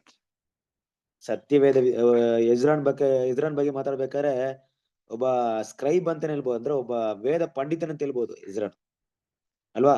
ಇವತ್ತು ಕೂಡ ನಾವು ದೇವ್ರ ಮಕ್ಕಳು ಇದೇ ಇಸ್ರಾನ ಕ್ಯಾಟಗರಿಲಿ ಇದ್ದೀವಿ. ಏನಪ್ಪಾ ಅಂದ್ರೆ, ಮೊದಲು ಅದನ್ನ ಓದ್ಬೇಕು. ನಾನು ಅದನ್ನ ನನ್ನ ಲೈಫಲ್ಲಿ ಫಾಲೋ ಮಾಡ್ಬೇಕು. ಅದಾದ ನಂತರ ಬೇರೆಯವ್ರಿಗೆ ತಿಳಿಸ್ಬೇಕು. ಈಗ ನನ್ನ ಕೈಲಿ ಫಾಲೋ ಮಾಡಕ್ ಆಗ್ದಿರೋಂಥ ವಿಷಯವನ್ನ ತಿಳಿಸಿದ್ರೆ ಹೇಗಿರುತ್ತೆ? ಕರೆಕ್ಟ್ ಅಲ್ವಾ? ಈಗ ಒಂದು ಉದಾಹರಣೆ ಹೇಳ್ಬೇಕಾದ್ರೆ, ತುಂಬಾ ವೆಯ್ಟ್ ಇರುವಂತ ಒಂದು ಕಲ್ಲಿರುತ್ತೆ. ಅಲ್ಲಿರೋನು ಯಾರನ್ನ ಕರಿತೀನಿ, ಕಲ್ ತಗೊಂಡ್ ಹೋಗ್ಬಿಟ್ಟಲ್ಲ ಆ ಕಡೆ ಹಾಕಿ ಅಂತ ಹೇಳ್ತೀನಿ. ಅವ್ರ ಕೈಲಿ ಎತ್ತಕ್ಕಾಗಲ್ಲ. ನಾನೇನ್ ಮಾಡ್ತೀನಿ? ಬೈತೀನಿ. ಏನ್ ಎತ್ತಕ್ಕಾಗಲ್ಲ ನಿಂಗೆ, ಎತ್ಕೊಂಡು ಹೋಗಿ ಹಾಕ್ರಿ ಅನ್ಬಿಟ್ಟು. ಅದೇ ಪ್ರಶ್ನೆ ಈಗ ನನಗ್ ಕೇಳಿದ್ರೆ, ನನ್ ಕೈಲಿ ಎತ್ತಕ್ಕಾಗುತ್ತಂದ್ರೆ, ನನ್ ಕೈಲಿ ಎತ್ತಕ್ಕಾದ್ರೆ ಮಾತ್ರ ಗೊತ್ತಾಗುತ್ತೆ ಆ ಕಲ್ಲು ಎಷ್ಟು ವೆಯ್ಟ್ ಇದೆ ಅಂದ್ಬಿಟ್ಟು. ಅವ್ರಿಗೆ ಎತ್ತಕ್ಕಾಗುತ್ತ ಬಟ್ ನಾನು ಎತ್ತಕ್ಕೆ ಆಗಲ್ಲ, ಎತ್ತೋದು ಇಲ್ಲ ಏನಿಲ್ಲ, ಬಟ್ ಅವ್ರನ್ನ ಎತ್ಸೋದು. ಇದೇ ಇವತ್ತು ಪ್ರಪಂಚದಲ್ಲಿರುವಂತ ಒಂದು ಅಧಿಕಾರ ವರ್ಗದವರು, ಆಡಳಿತ ವರ್ಗದವರು, ಬೇರೆಯವ್ರ ಮೇಲೆ ದಬ್ಬಾಳಿಕೆ ಮಾಡುವಂತವರೆಲ್ಲ ಇದೇ ಗುಣಗಳು ಹೊಂದ್ಕೊಂಡಿದ್ದಾರೆ. ದೇವ್ರ ಮಕ್ಕಳು, ನಮ್ಮಲ್ಲಿ ಇಂತಹ ಗುಣಗಳು ಇರಬಾರ್ದು. ಅಂದ್ರೆ ನಾವು ಅದನ್ನ ಫಾಲೋ ಮಾಡೋದು ಮುಖ್ಯ. ಅವಾಗ ಮಾತ್ರ ಇನ್ನೊಬ್ರಿಗೆ ಅದು ಎಷ್ಟು ಕಷ್ಟ ಅಂತ ಗೊತ್ತಾಗುತ್ತೆ. ನಮ್ಗೆ ಅದು ಫಾಲೋ ಮಾಡಕ್ ಆಗದೆ ಇದ್ದಾಗ ಅದ್ರ ಒಂದು ಜ್ಞಾನ ನಮ್ಗಿರಲ್ಲ. ನಾನು ದೇವರ ಒಂದು ಪ್ರೀತಿಯ ಆಜ್ಞೆಗೆ ಒಳಪಟ್ಟಿದ್ದೀನಿ ಅಂತ ಮಾತ್ರಕ್ಕೆ ಧರ್ಮಶಾಸ್ತ್ರದಿಂದ ನಾನು ಬಿಡುಗಡೆ ಆಗಿದ್ದೀನಿ ಅಂತ ಅರ್ಥ ಅಲ್ಲ. ಅಂದ್ರೆ ಧರ್ಮಶಾಸ್ತ್ರದ ವಿಧಿವಿಧಾನ ನನಗೆ ಅಪ್ಲೈ ಆಗಕ್ಕಾಗಲ್ಲ. ದಶ ಆಜ್ಞೆ ನನ್ಗೆ ಇದ್ದೇ ಇದೆ. ಸುಳ್ಳು ಹೇಳ್ಬಾರ್ದು, ಕದಿಬಾರ್ದು, ವಿಚಾರ ಮಾಡ್ಬಾರ್ದು, ಇದೆ ನಮ್ಗೆ ಇದ್ದೇ ಇದೆ ತಾನೆ. ನಾನು ಅದನ್ನ ಫಾಲೋ ಮಾಡ್ಬೇಕು. ಖಂಡಿತವಾಗಿ ದೇವ್ರ ಮಕ್ಕಳು ಪ್ರತಿಯೊಬ್ಬರು ಇದನ್ನ, ಈ ಪಾಪ ದೇವರಿಗೆ ಅಸಹ್ಯವಂತ ಪಾಪನ ಬಿಟ್ಟು ನಾವು ಅದರಿಂದ ದೂರವಿರ್ಲೇಬೇಕು. ದೂರವಿದ್ದಾಗ ಈ ಮಾಂಸ ಬಲ ಏನಿತ್ತಿಲ್ಲ ಅದನ್ನು ಹೋರಾಡಿದಾಗ ನನಗೆ ಏನ್ ಗೊತ್ತಾಗುತ್ತಂದ್ರೆ, ಅದನ್ನ ಹೋರಾಡೋದು ಹೇಗೆ ಅಂತ ಗೊತ್ತಾಗುತ್ತೆ. ಒಂದ್ ವೇಳೆ ಈಗ ನಾನು ಜೀವನ ನನ್ನ ಚಿಕ್ಕಂದಿನಿಂದಲೇ ಸುಳ್ಳು ಹೇಳಿ ಅಭ್ಯಾಸ ಆಗ್ಬಿಡ್ತಂತ ಇಟ್ಕೊಳ್ಳಿ. ಈಗ ದೇವ್ರ ಬಳಿಗೆ ಬಂದ್ಬಿಟ್ಟಿದೀನಿ, ಸುಳ್ಳು ನಾ ಬಿಡ್ತಾ ಇದೀನಿ. ಈಗ ಬಿಡ್ಬೇಕಾದ್ರೆ ಎಷ್ಟೆಲ್ಲಾ ಕಷ್ಟ ಇದೆ ಅಂತ ನಂಗೆ ಗೊತ್ತಾಗುತ್ತೆ. ಆ ಕಷ್ಟದ ಜ್ಞಾನ, ಅನುಭವ, ದೇವರ ವಾಕ್ಯ ಸಹಿತವಾಗಿ ಬೆಳೆದಿರುವಂತಹ ಗುಣಗಳು ಇನ್ನೊಬ್ರು ಅದೇ ಸುಳ್ಳನ್ನ ಹೇಳುವಂತ ಜನರಿಗೆ ನಾನು ಬೋಧನೆ ಮಾಡಕ್ಕಾಗುತ್ತೆ. ನೋಡ್ರಿ, ನಾನು ಕೂಡ ಹಿಂಗೆ ಇದ್ದೆ. ನಾನು ಬಿಡ್ಬೇಕಂತ ಪ್ರಯತ್ನ ಪಟ್ಟೆ, ಈ ರೀತಿ ಆಯ್ತು. ದೇವರ ವಾಕ್ಯ ನನಗೆ ಈ ರೀತಿ ಬಲ ಕೊಡ್ತು. ನೀವು ಕೂಡ ಇದನ್ನ ಪ್ರಯತ್ನ ಪಡ್ರಿ ಅಂತ ಹೇಳಕ್ಕಾಗುತ್ತೆ ಕ್ರಿಸ್ತನ ಪ್ರೀತಿಯ ಸಹೋದರರೇ. ಇಲ್ಲದಿದ್ರೆ ಏನಾಗುತ್ತೆ, ನಾನು ಅದನ್ನ ಬೇರೆ ರೀತಿ ಮಾತಾಡ್ತೀನಿ. ಯಾಕೆ ಸುಳ್ಳು ಹೇಳ್ತಿದ್ದೀರಾ, ಹೇಳ್ಬಾರ್ದಂತ ಗೊತ್ತಿಲ್ವಾ ನಿಮ್ಗೆ, ಬಿಡ್ಬೇಕಂತ ಗೊತ್ತಿಲ್ವಾ, ಈ ರೀತಿ ಮಾತಾಡ್ತೀನಿ.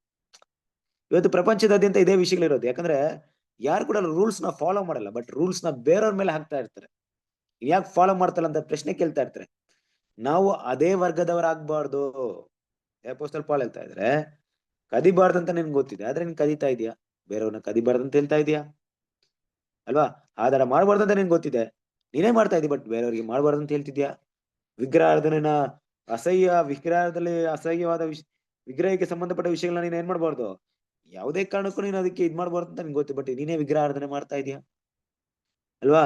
ವಿಗ್ರಹದಲ್ಲಿರುವಂತ ಕಾಣಿಕೆನ ಕೊಳ್ಳೆ ಹೊಡಿತಾ ಇದೀಯಾ ಅಲ್ವಾ? ಇದೆಲ್ಲ ಏನಪ್ಪಾ ಅಂದ್ರೆ ಏನಂತ ಹೇಳ್ಬೋದು ತಿಳ್ಕೊಂಬಾರ್ದು ನಾವು. ಇದು ಪರಿಸರಿಗೆ ಮಾತ್ರ ಅನ್ವಯವಾಗುತ್ತೆ, ಇದು ಬಾಬಿಲೋನ್ ಮಾತ್ರ ಅನ್ವಯವಾಗುತ್ತಂತಲ್ಲ. ಯಾಕಂದ್ರೆ ಇಲ್ಲಿ ನಾನ್ ಮಾತಾಡ್ಬೇಕಾದ್ರೆ ಯಾವ ರೀತಿ ನೋಡ್ಬೇಕು ಗೊತ್ತಾ, ಇಲ್ಲಿ ನೋಡ್ರಿ, ದಾವಿದನ ಬಳಿ ಬಂದು ನತನೇಲ್ ಮಾತಾಡ್ಬೇಕಾದ್ರೆ, ಪ್ರವಾದಿ ಮಾತಾಡ್ಬೇಕಾದ್ರೆ, ನಾತಾನ್ ಪ್ರವಾದಿ ಯಾವ ರೀತಿ ನಾತನೇನಲ್ಲ, ನಾಥನ್ ಪ್ರವಾದಿ ಮಾತಾಡ್ಬೇಕಾದ್ರೆ ಯಾವ ರೀತಿ ಮಾತಾಡ್ತಾರೆ ಅಂದ್ರೆ, ಒಂದು ಮನುಷ್ಯನಿಗೆ 100 ಕುರಿಗಳಿತ್ತು, ಆದ್ರೆ ಪಕ್ಕದಲ್ಲಿರುವಂತ ಒಬ್ಬ ಮನುಷ್ಯನಿಂತಲೇ ಒಂದು ಕುರಿ ಇತ್ತು. ಆ ಕುರಿನ ತಗೊಂಡು ತನ್ನ ಮನೆಗೆ ಬಂದಿದ್ದವರಿಗೋಸ್ಕರ ಏನ್ ಮಾಡ್ತಾರೆ, ಅದನ್ನ ತಗೊಂಡು ಅದನ್ನ ಸಾಗಿಸಿ ಅವರಿಗೆ ಆಹಾರ ಮಾಡ್ಕೊಡ್ತಾನೆ ಅಂತ ಮಾತಾಡ್ತಾರೆ. ಅವಾಗ ಇಂಥ ವ್ಯಕ್ತಿಗೆ ಏನ್ ಮಾಡ್ಬೇಕಂತ ಪ್ರಶ್ನೆ ಕೇಳ್ತಾರೆ ನಾಥನ್ ಪ್ರವಾದಿ. ಅವಾಗ ದಾವಿದ ಹೇಳ್ತಾನೆ, ನೋಡಿ, ಆ ದಾವಿದನಿ ಕೊಡುವಂತ ಉತ್ತರ ಹೆಂಗಿತ್ತು ಗೊತ್ತಾ, ಅದು ತನಗೆ ಅಂತ ಯೋಚನೆ ಮಾಡಿರ್ಲಿಲ್ಲ, ಯಾರಿಗೋ ಅಂತ ಯೋಚನೆ ಮಾಡಿ, ಅದಕ್ಕೆ ಉತ್ತರ ಟಕ್ ಅಂತ ಕೊಟ್ಟು, ಆ ಮನುಷ್ಯ ಸಾಯ್ಲೇಬೇಕು ಅಂತ ಮನುಷ್ಯ ಅನ್ಬಿಟ್ಟು. ಕರೆಕ್ಟ್ ಅಲ್ವಾ? ಆದ್ರೆ ಯಾವಾಗ ಆ ಮನುಷ್ಯ ನೀನೇ ಅಂದಾಗ ಹೆಂಗಿತ್ತು ದಾವಿದನ್ಗೆ ಅಲ್ವಾ? ನೋಡ್ರಿ, ಆದ್ರೂ ಕೂಡ ದಾವಿದ್ ರಿಪಂಟ್ ಆದ್ರು. ದೇವ್ರ ಮಕ್ಳು ಅದನ್ನೇ ನಾವು ಬೇರೆಯವ್ರಿಗೆ ಅನ್ವಯ ಮಾಡ್ಬೇಕಾದ್ರೆ ಈ ರೀತಿ ಅನ್ವಯ ಮಾಡ್ಬಿಡ್ತೀವಿ. ಇಂತ ತಪ್ಪು ಮಾಡ್ಬಿಟ್ರ, ಅಂತ ಅನ್ಯಾಯ ಮಾಡ್ಬಿಟ್ರ ಅಂದ್ಬಿಟ್ಟು. ಬಟ್ ಅದೇ ತಪ್ಪು ನಾವು ಮಾಡ್ತಾ ಇದ್ರೆ ಕ್ರಿಸ್ತನ ಪ್ರೀತಿಯ ಸಹೋದರರೇ, ನಾವು ಯಾವ ರೀತಿ ತೀರ್ಪು ಮಾಡ್ತಿರೋ ಅದೇ ತೀರ್ಪು ನಮ್ಗಿದೆ. ದೇವರ ಮಕ್ಕಳು ಇದನ್ನ ಅರ್ಥ ಮಾಡ್ಕೊಬೇಕು. ಈ ರೀತಿ ಗುಣಗಳು ದೇವರಿಗೆ ಹೆಂಗಿರುತ್ತಂದ್ರೆ ಅದು ಕಪಟವಾಗಿರುತ್ತೆ. ಇನ್ನು ನಾವು ನೋಡ್ಬೇಕಾದ್ರೆ 24 ಮತ್ತು 24ನೇ ವಾಕ್ಯ ಹೋದ್ರಿ, ರೋಮಪುರದವರಿಗೆ 2ನೇ ಅಧ್ಯಾಯ 24ನೇ ವಾಕ್ಯ.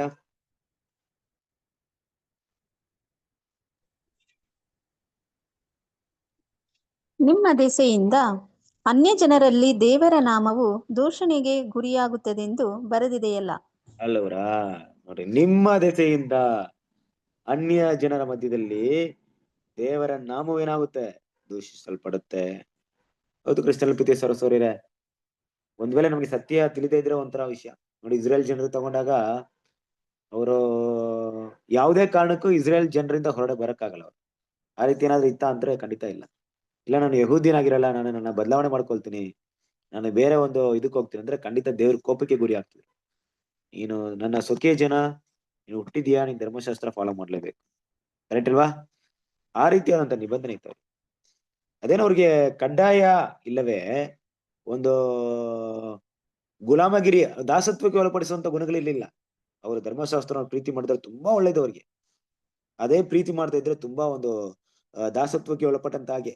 ಹೇಗೆ, ಅಯ್ಯೋ ಫಾಲೋ ಮಾಡ್ಬೇಕಾ, ಅಯ್ಯೋ ಸುಳ್ಳು ಹೇಳ್ಬಾರ್ದಾ, ಆ ರೀತಿ ಕಷ್ಟ ಅವ್ರಿಗೆ. ಅದನ್ನೇ ಫಾಲೋ ಮಾಡಕ್ ಕಲ್ತು ಬಿಟ್ರು ಅಂದ್ರೆ ಅವ್ರಿಗೆ ಇರುವಂತ ಆಶೀರ್ವಾದ ಅಷ್ಟೊಂದು ದೊಡ್ಡ ಆಶೀರ್ವಾದ ಯಾರಿಗೂ ಇಲ್ಲ ಆ ತರ ಆಶೀರ್ವಾದ.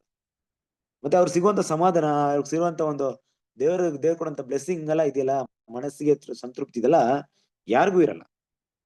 ಆದ್ರೆ ಕ್ರಿಸ್ತನ ಪ್ರೀತಿಯ ಸಹೋದರರೇ, ಅದೇ ಇಸ್ರೇಲ್ ಜನರು ಅದನ್ನ ಫಾಲೋ ಮಾಡದೇ ಇದ್ರೆ ಏನಾಗುತ್ತೆ ಗೊತ್ತಾ?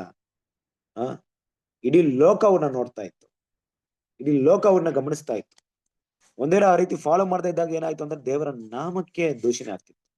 ನೋಡ್ರಿ, ದೇವರು ಅವ್ರನ್ನ ಎಲ್ಲಿಂದ ಕರ್ಕೊಂಡ್ ಏನೆಲ್ಲ ಮಾಡಿದ್ರು, ಕೊನೆಗೆ ಅವ್ರು ದೇವರವ್ರನ್ನ ನಾಶ ಮಾಡ್ತಾರಂದ್ರೆ ಕಾರಣ ಅವರು ದೇವರ ಧರ್ಮಶಾಸ್ತ್ರವನ್ನ ಕೈಗೊಂಡು ನಡೆದಿಲ್ಲ ಇಲ್ವಾ? ದೇವರಿಂದ ಅದನ್ನ ಮಾಡಕ್ ಆಗ್ಸಿರ್ಲಿಲ್ಲ ಅವ್ರಿಗೆ. ಅವ್ರನ್ನ ಸರಿಯಾದ ರೀತಿಯಲ್ಲಿ ಅವ್ರನ್ನ ನಡ್ಸೋಕೆ ದೇವರಿಂದನೇ ಆಗ್ಲಿಲ್ಲ ಅನ್ನೋ ರೀತಿಲಿ ಅದು ದೇವರ ನಾಮದೂಷಣೆಗೆ ಕಾರಣವಾಗ್ತಿತ್ತು.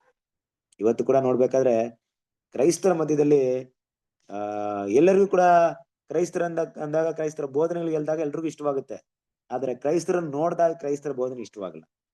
ಅದನ್ನೇ ಮಹಾತ್ಮ ಗಾಂಧಿ ಹೇಳಿದ್ರು ಬ್ರಿಟಿಷರಿಗೆ, ನೀವೇನಾದ್ರೂ ಬೈಬಲ್ ಪ್ರಕಾರ ನಡೆದಿದ್ದೆ ಆದ್ರೆ ನಮ್ ಭಾರತ ದೇಶವೆಲ್ಲ ಕ್ರೈಸ್ತರಾಗ್ಬಿಡ್ತಿದ್ರು ಅಂತ. ನೀವು ನಡೆದಿಲ್ಲ, ದಬ್ಬಾಳಿಕೆ ಮಾಡಿದ್ರಿ, ಅಧಿಕಾರವನ್ನು ಮಾಡಿದ್ರಿ, ಬಡ ವರ್ಗದವ್ರನ್ನ ನೀವೇನ್ ಮಾಡಿದ್ರಿ, ತುಳಿತಕ್ಕೆ ಒಳಪಡಿಸಿದ್ರಿ.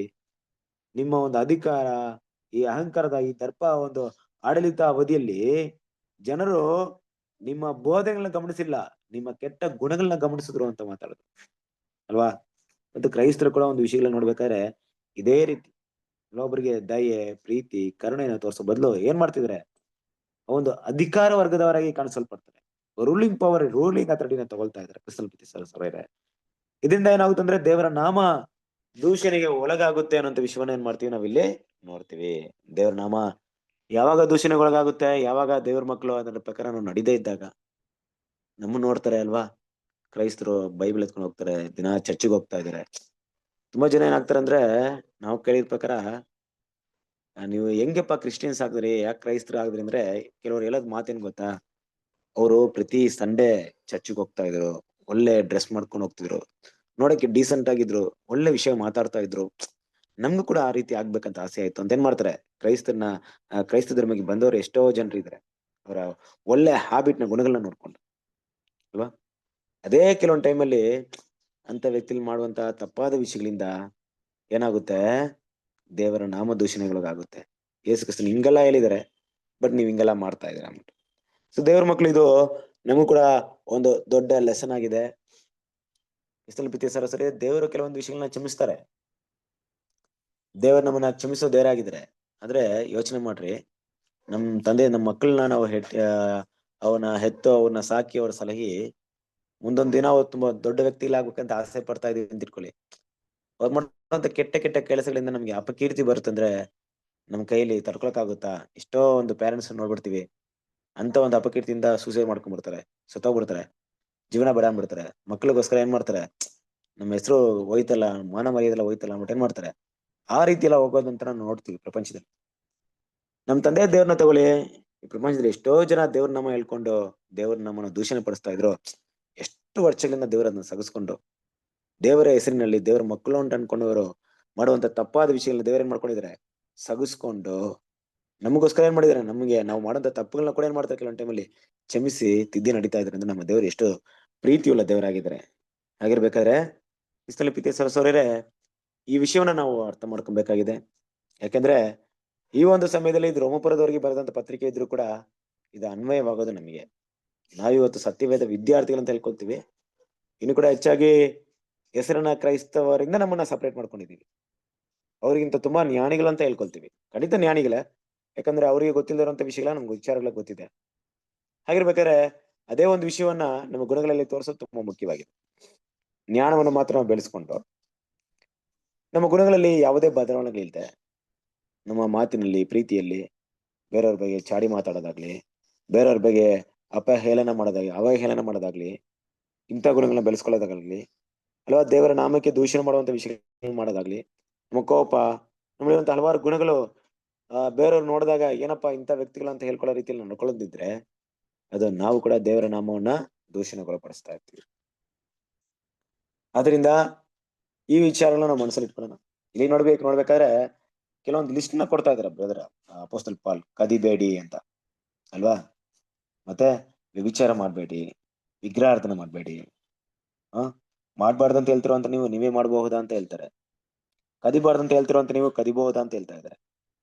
ಕರೆಕ್ಟಾ?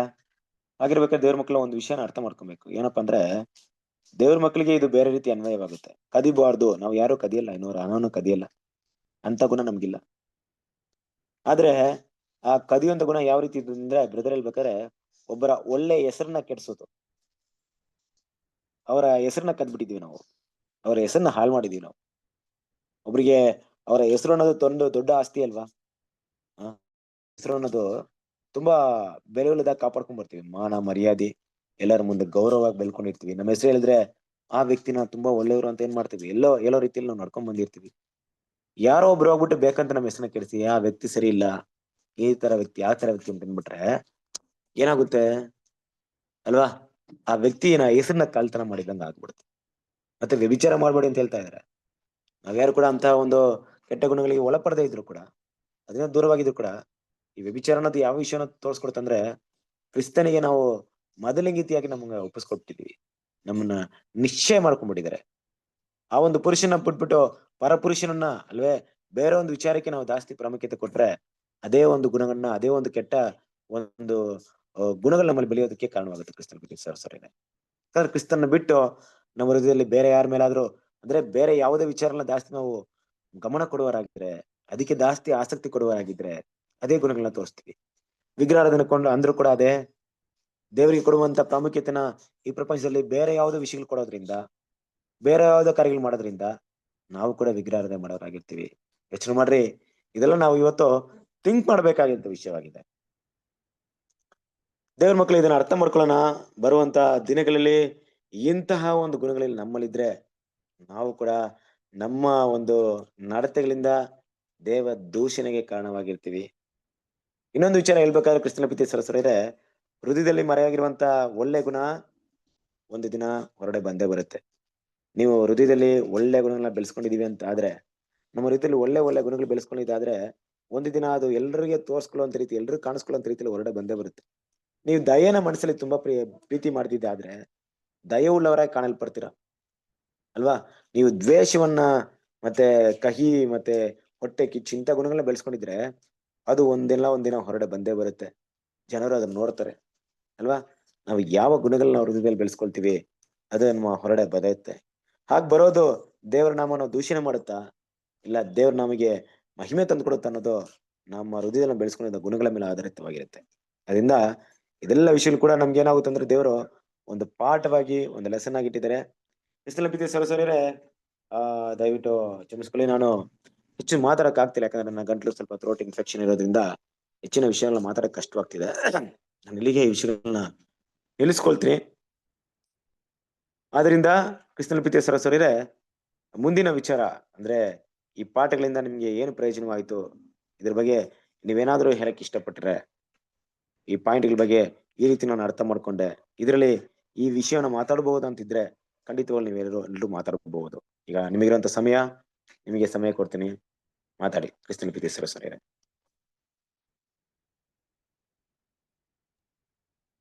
ಬೇರೆಯವ್ರಿಗೆ ಉಪದೇಶ ಮಾಡೋಕೆ ಮೊದಲು ನಾವೇ ದೇವ್ರ ವಾಕ್ಯನ ಸರಿಯಾಗಿ ನಡೆದು ಅದ್ರ ಮೂಲಕ ಅವ್ರಿಗೆ ತೋರಿಸ್ಕೊಡೋದು ಒಳ್ಳೆಯದು. ಅದು ಹೆಚ್ಚಿಗೆ ಎಫೆಕ್ಟ್ ಆಗುತ್ತೆ ಅಂತ ನಾನು ಅನ್ಕೊಂಡೆ ಬ್ರದರ್ ಇದರಲ್ಲಿ. ಓಕೆ ಅಮ್ಮ, ಥ್ಯಾಂಕ್ ಯು. ಓಕೆ, ಇದು ದೇವ್ರ ಮಕ್ಳು ನಾವೆಲ್ಲರೂ ಅರ್ಥ ಮಾಡ್ಕೊಬೇಕು ಅಲ್ವಾ? ಬೇರೆಯವ್ರನ್ನ ಸತ್ಯದಲ್ಲಿ ನಡೆಸದೆ ಹೋಗ್ತೀವೋ, ಆದ್ರೆ ಒಂದ್ ವೇಳೆ ಬೇರೆಯವ್ರಿಗೂ ಬೋಧಿಸುವ ನಾನೇ ಅಂದ್ರೆ ಬೋಧಿಸು ನಾನು ಬೋಧಿಸೋರು ಮಾತ್ರ ಅಲ್ಲ. ಈ ಬೋಧಿಸಂದ್ರೆ ಇನ್ನೊಂದ್ ಕಡೆ ಬ್ರದರ್ಸ್ ಮಾತ್ರ ಅನ್ವಯ ಆಗ್ತಾರೆ, ಸಿಸ್ಟರ್ ಅನ್ವಯವಾಗಲ್ಲ. ಹಂಗಂತಲ್ಲ, ನಾವೆಲ್ಲರೂ ಒಂದಲ್ಲ ಒಂದ್ ರೀತಿಯಲ್ಲಿ ಬೋಧನೆ ಮಾಡ್ತೀವಿ ಇನ್ನೊಬ್ರಿಗೆ. ಸ್ಟೇಜ್ ಮೇಲೆ ನಿಂತ್ಕೊಳ್ಳೋದಾಗ್ಲಿ, ಒಬ್ಬ ಸ್ಪೀಕರ್ ಆಗಿ ಮಾತಾಡೋದು ಮಾತ್ರ ಅಲ್ಲ, ಎಲ್ರು ಕೂಡ. ಹಾಗೆ ಬೇರೆಯವ್ರಿಗೆ ಹೇಳುವಂತ ಮೊದಲು ನಮ್ಮನ್ನ ನಾವು ಬದಲಾವಣೆ ಮಾಡ್ಕೊಳ್ಳೋದು ತುಂಬಾ ಮುಖ್ಯವಾಗಿದೆ. ಇದು ದೇವರಿಗೆ ಮೆಚ್ಚುಗೆ ಆಗಿದೆ. ಥ್ಯಾಂಕ್ ಯು ಅಮ್ಮ, ಒಳ್ಳೆ ಪಾಯಿಂಟ್ ಹೇಳಿದ್ರೆ. ಬೇರೆ ಯಾರಾದ್ರು? ಬ್ರದರ್ ನಾವು ಇವತ್ತು ಪಾಠದಾಗ ನಮಗ ಅದು ತುಂಬಾ ಅಂದ್ರೆ ತುಂಬಾ ಇದಾಯ್ತು ಹೇಳ್ಬೇಕಂದ್ರ.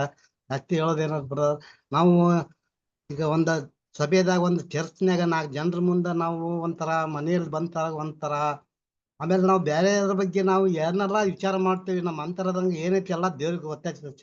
ಚೆನ್ನಾಗಿ ದೇವ್ರಿಗೆ ಗೊತ್ತಾಗ್ತೈತಿ ಬ್ರದರ್, ನಾವು ಏನ್ ಮಾಡ್ತೀವಿ ಅನ್ನೋದು. ಅದನ್ನ ನಮ್ಮನ್ನ ನಾವು ಸರಿಯಾಗಿ ಅದನ್ನ ಪರೀಕ್ಷೆ ಮಾಡ್ಕೊಂಡ್ಬಿಟ್ರೆ ನಾವ್ ಹೆಂಗ್ ಅದನ್ನ ಗೊತ್ತಾಕೈತಿ. ಹೆಚ್ಚಾಗಿ ದೇವ್ರಿಗೆ ಗೊತ್ತಿರ್ತದೆ ಬ್ರದರ್. ಅದನ್ನ ಒಂದಲ್ಲ ಒಂದಿನ ನಮ್ಗೆ ಅದು ಹೊರಗಡೆ ಬರ್ತೈತಲ್ಲ, ಅದು ಸತ್ಯ ರೀ ಬ್ರದರ್, ಅದು ಸುಳ್ಳು ಆಗಕ್ ಸಾಧ್ಯ ಇಲ್ಲ. ಯಾಕಂದ್ರೆ ನಾವು ಇನ್ನೊಬ್ಬರ ಬಗ್ಗೆ ನಾವು ಯಾವ ತರ ಥಿಂಕ್ ಮಾಡ್ತೇವಿ, ಏನ್ ಮಾಡ್ತೀವಿ ನಾವು ಅನ್ನೋದು ದೇವ್ರು ಅದೇ ನೋಡ್ತಾರ್ರಿ. ನೀವು ಒಬ್ಬರನ್ನ ಪ್ರೀತಿ ಮಾಡ್ಬೇಕನ್ನೋದು ಅವ್ರು ದೇವ್ರು ಹೇಳ್ಕೊಟ್ಟಿರೋದು ನಮ್ಗೆ ಋಣ ಅಲ್ರಿ ಅದು. ಅದೇ ನಮ್ಗೆ ತುಂಬಾ ಎತ್ತಿ ಹೇಳಂತ ಪಾಯಿಂಟ್ ಅದೇ ರೀ ಬ್ರದರ್. ಇದ್ರಲ್ಲಿ ಇವತ್ತಿನ ಸಬ್ಜೆಕ್ಟ್ ಅದೇ ಅನಿಸ್ತೀರಿ ನನಗೆ ಬ್ರದರ್. ಓಕೆ, ಥ್ಯಾಂಕ್ ಯು ಎಲ್ಲ ಬ್ರದರ್. ಮುಖ್ಯ ನೋಡ್ಬೇಕಾರೆ ಕ್ರಿಸ್ತನಲ್ಲಿ ಪ್ರೀತಿಯ ಸರಸರಿಯರೇ, ಈ ವಿಚಾರಗಳು ನೋಡಿ ನಾವು ಎಷ್ಟರ ಮಟ್ಟಿಗೆ ಅದನ್ನ ಅರ್ಥ ಮಾಡ್ಕೊಳ್ತೀವಿ. ಯಾಕಂದ್ರೆ ಒಂದಲ್ಲ ಒಂದಿನ ನಮ್ಮ ಹೃದಯದ ಒಂದು ಭಾವನೆಗಳು ಹೊರಗೆ ಬಂದೇ ಬರುತ್ತೆ. ಕರೆಕ್ಟ್ ಅಲ್ವಾ? ಹೌದ್ರಿ. ಅದು ದೇವರ ನಾಮ ಮಹಿಮೆ ಪಡಿಸುತ್ತಾ ಇಲ್ಲ ನಮ್ಮ ಮೊದಲೇ ಹೇಳ್ದಂಗೆ ಯಾವ ರೀತಿ ದೇವರ ನಮ್ಮ ದೂಷಣೆ ಪಡಿಸುತ್ತಾ? ಆದ್ರಿಂದ ಅದು ಹೊರಡೆ ಬರೋಕ್ಕಿಂತ ಮೊದಲು ಬದಲಾವಣೆ ಮಾಡ್ಕೊಳ್ಳೋಣ. ಕರೆಕ್ಟ್ ಅಲ್ವಾ? ಹೌದ್ರಿ. ಇಲ್ಲದೆ ನಾವು ಯಾವುದನ್ನ ಬಿತ್ತುತ್ತೀವೋ ಅದನ್ನೇ ಏನ್ ಮಾಡ್ತೀವಿ, ಕೊಯ್ತೀವಿ. ನಾವು ಬೇರೆ ಏನೋ ಬಿಟ್ಬಿಟ್ಟು ಒಳ್ಳೇದನ್ನ ಕೊಯ್ಬೇಕು ಅಂದ್ರೆ, ನಾವು ಮುಳ್ಳು ಗಿಡ ಬಿಟ್ಬಿಟ್ಟು ಮಾವಿನ ಮರ ಕೊಯ್ಬೇಕಂದ್ರೆ ಆಗಲ್ಲ. ನಾವೇನ್ ಬಿತ್ತಿದೀವಿ, ನಮ್ಮ ಹೃದಯ ನಮ್ಗೆ ಅದಕ್ಕೆ ಬ್ರದರ್ ಹೇಳ್ಬೇಕಾದ್ರೆ ನಮ್ಮನ್ನ ನಾವೇ ನ್ಯಾಯ ತೀರ್ಪು ಮಾಡ್ಕೊಳ್ಳೋಣ, ನಮ್ಮನ್ನ ನಾವೇ ಚೆಕ್ ಮಾಡ್ಕೊಳ್ಳೋಣ. ಕರೆಕ್ಟ್ ಅಲ್ವಾ? ಇಲ್ಲದಿದ್ರೆ ಏನಾಗುತ್ತೆ ಅಂದ್ರೆ ಒಂದೇ ದಿನ ಅದು ಬೆಳವಣಿಗೆ ಕಾಣ್ಕೊಳ್ಳುತ್ತೆ, ಪೂರ್ಣವಾಗಿ ಬೆಳೆಯುತ್ತೆ. ಬೆಳೆದ ಮೇಲೆ ಅದನ್ನ ಸರಿಪಡಿಸೋದು ತುಂಬಾನೇ ಕಷ್ಟ. ಅಂತ ರೀತಿಯಲ್ಲಿ ಖಂಡಿತವಾಗ್ಲೂ ಅಂತ ವಿಚಾರನ ಮನಸ್ಸಲ್ಲಿ ಇಟ್ಕೊಳ್ಳೋಣ. ಥ್ಯಾಂಕ್ ಯು ಅಲ್ಲಪ್ಪ ಬ್ರದರ್. ಬೇರೆ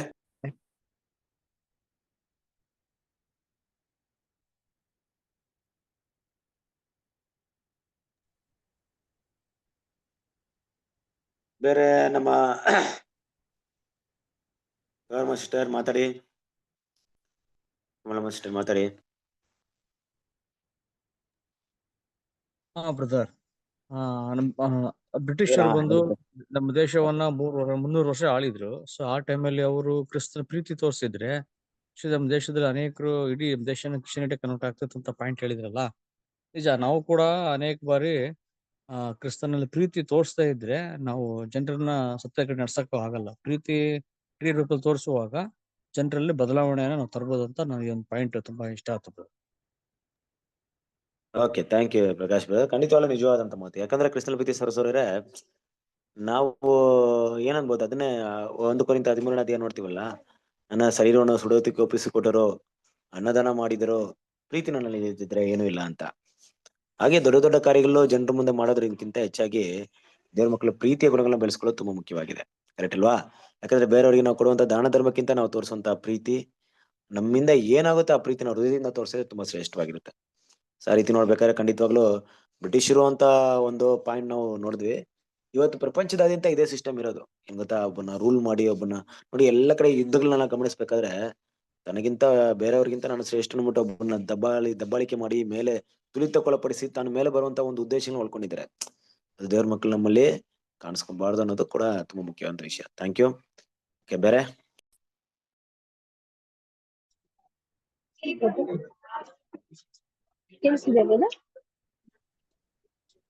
ಕೇಳಿಸ್ತಾ ಇದೆ ಮಾತಾಡಿ.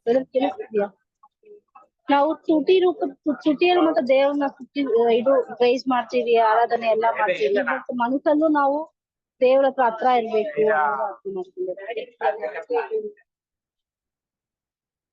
ಹಲೋ, ಓಕೆ ಓಕೆ ಓಕೆ ದಿವಷ್ಟೇ. Thank you much sister. ಅಲ್ಲಿ ನಿಮ್ ಕಡೆ ಸ್ವಲ್ಪ ಡಿಸ್ಟರ್ಬೆನ್ಸ್ ಆಗಿರೋದ್ರಿಂದ ಅಲ್ಲಿ ಏನೋ ಸ್ವಲ್ಪ ಕೇಳಿಸ್ತಾ ಇಲ್ಲ ಕ್ಲಿಯರ್ ಆಗಿ. ಓಕೆ, ನೀವು ಮಾತಾಡಿದ್ರೆ ಒಳ್ಳೆ ಪಾಯಿಂಟ್. ಆಕ್ಚುಲಿ ನೋಡಿದ್ರೆ ತುಟಿಯಲ್ಲಿ ಮಾತ್ರ ದೇವರನ್ನ ನಾವು ಹೊಗಳುವುದು, ಆರಾಧಿಸುವುದು, ಮಾತಾಡುವುದು. ಕರೆಕ್ಟ್ ಇಲ್ವಾ?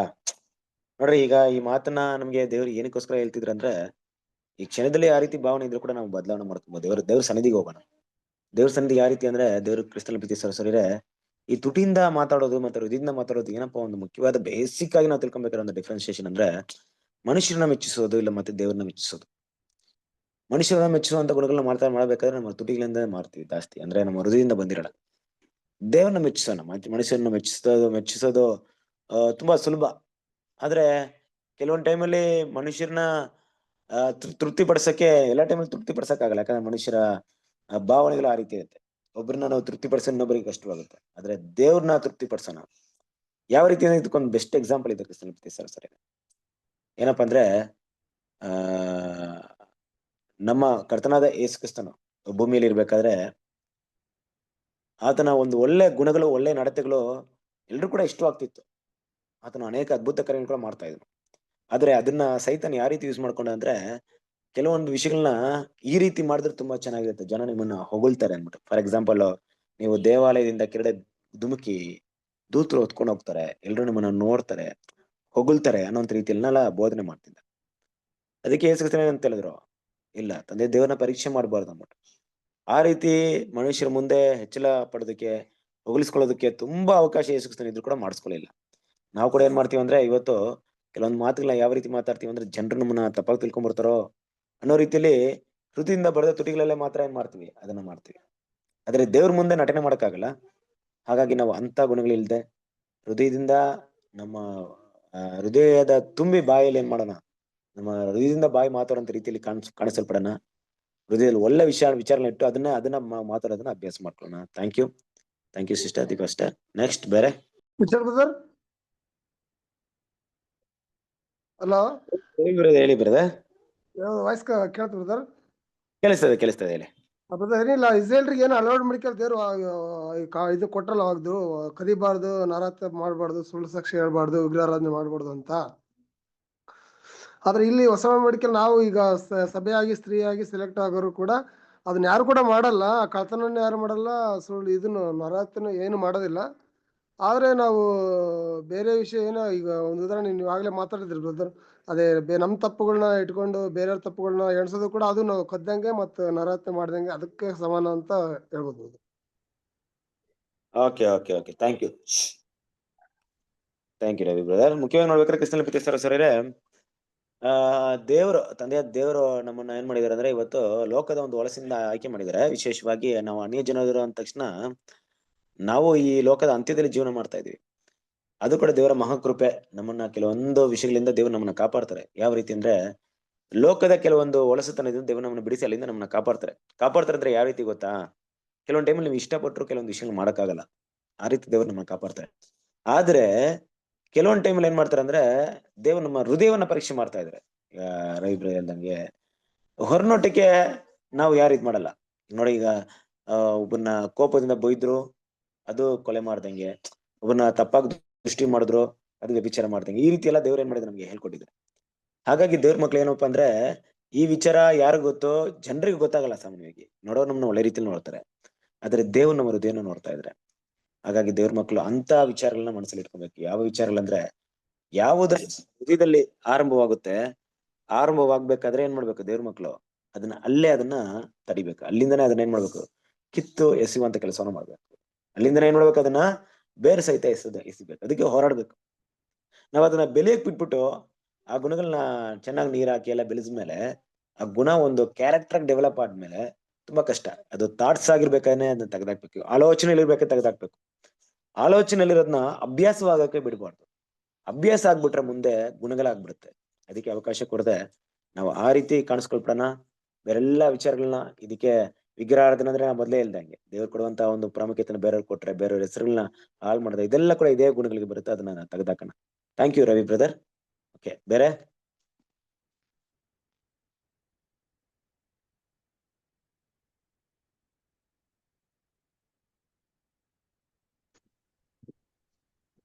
ಕೇಳಿಸದ್ರ? ಹೇಳಿ. ಏನಂತ ಹೇಳಿದ್ರ ಬ್ರದರ್,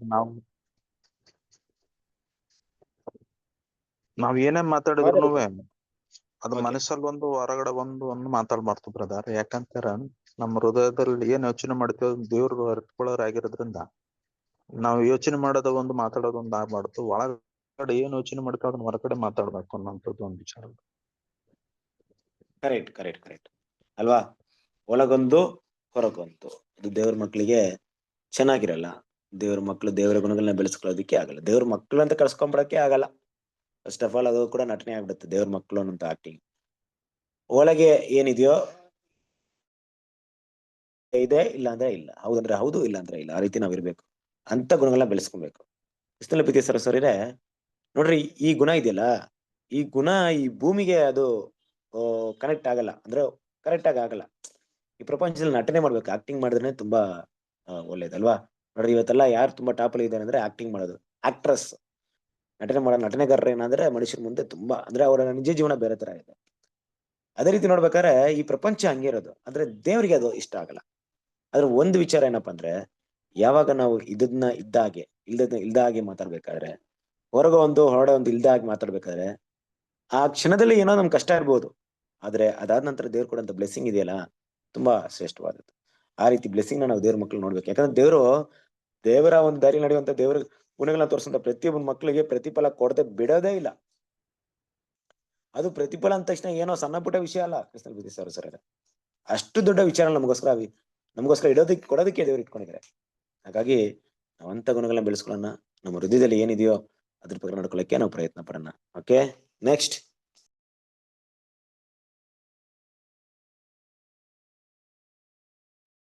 ಓಕೆ, ಕ್ರಿಸ್ತನ ಪ್ರೀತಿಯ ಸರೋಸರಿದೆ, ಸಮಯ ಕೂಡ ಆಗಿದೆ.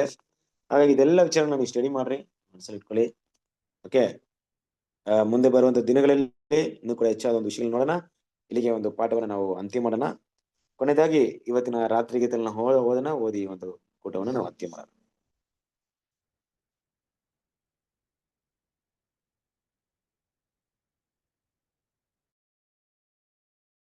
ಯಾರಾದ್ರೂ ಓದ್ತಾರ ಅಲ್ಲ, ಯಾರಾದ್ರೂ ಬೇರೆಯವರು ಬೇರೆ ಯಾರಾದ್ರೂ ಓದ್ತೀರಾ? ಅಮ್ಮನೇ ಓದ್ತಾರ ಪ್ರತಿ ಸರಿ, ಪಾಪ ಅವರು ಬೇರೆಯವ್ರಿಗೆ ಕೂಡ ಇದ್ ಮಾಡ್ತಿದ್ರೆ. ಯಾರಾದ್ರೂ ಓದಂಗಿದ್ರೆ ಓದ್ರಿ, ಇಲ್ಲಾಂದ್ರೆ ಸಿಸ್ಟರ್ ಓದಿ ಬಿಡ್ರಿ, ಓದ್ಲಿ ಪರವಾಗಿಲ್ಲ. ಓದ್ಬೇಕ ಹಾ ಸಿಸ್ಟರ್ ಓದಿ.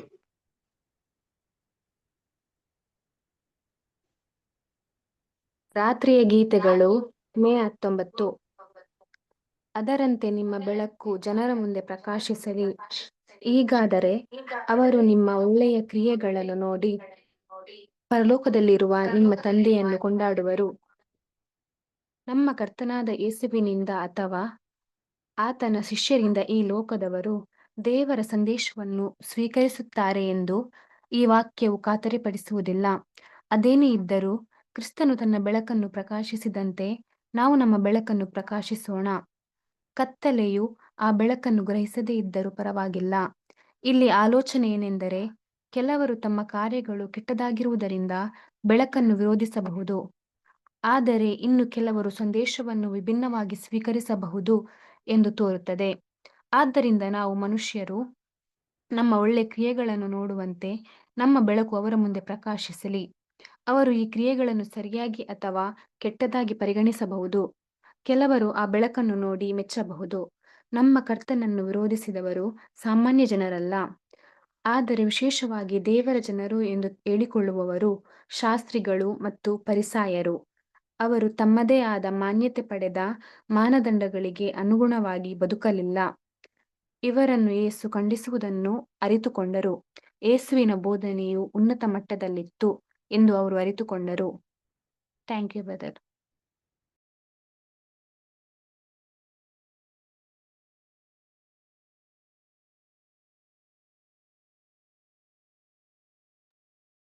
Thank you. ಕ್ರಿಸ್ತನಲ್ಲಿ ಪ್ರೀತಿಯ ಸಹೋದರ ಸಹೋದರಿಯರೇ, ನೋಡಿ ಇವತ್ತು ರಾತ್ರಿಯ ಗೀತೆಗಳು ಕೂಡ ಸೇಮ್ ನಾವೇನೋ ವಿಷಯಗಳನ್ನ ನೋಡಿದೀವೋ ಅದೇ ಒಂದು ವಿಷಯಕ್ಕೆ ನಿಯರೆಸ್ಟ್ ಆಗಿದೆಯಲ್ವಾ?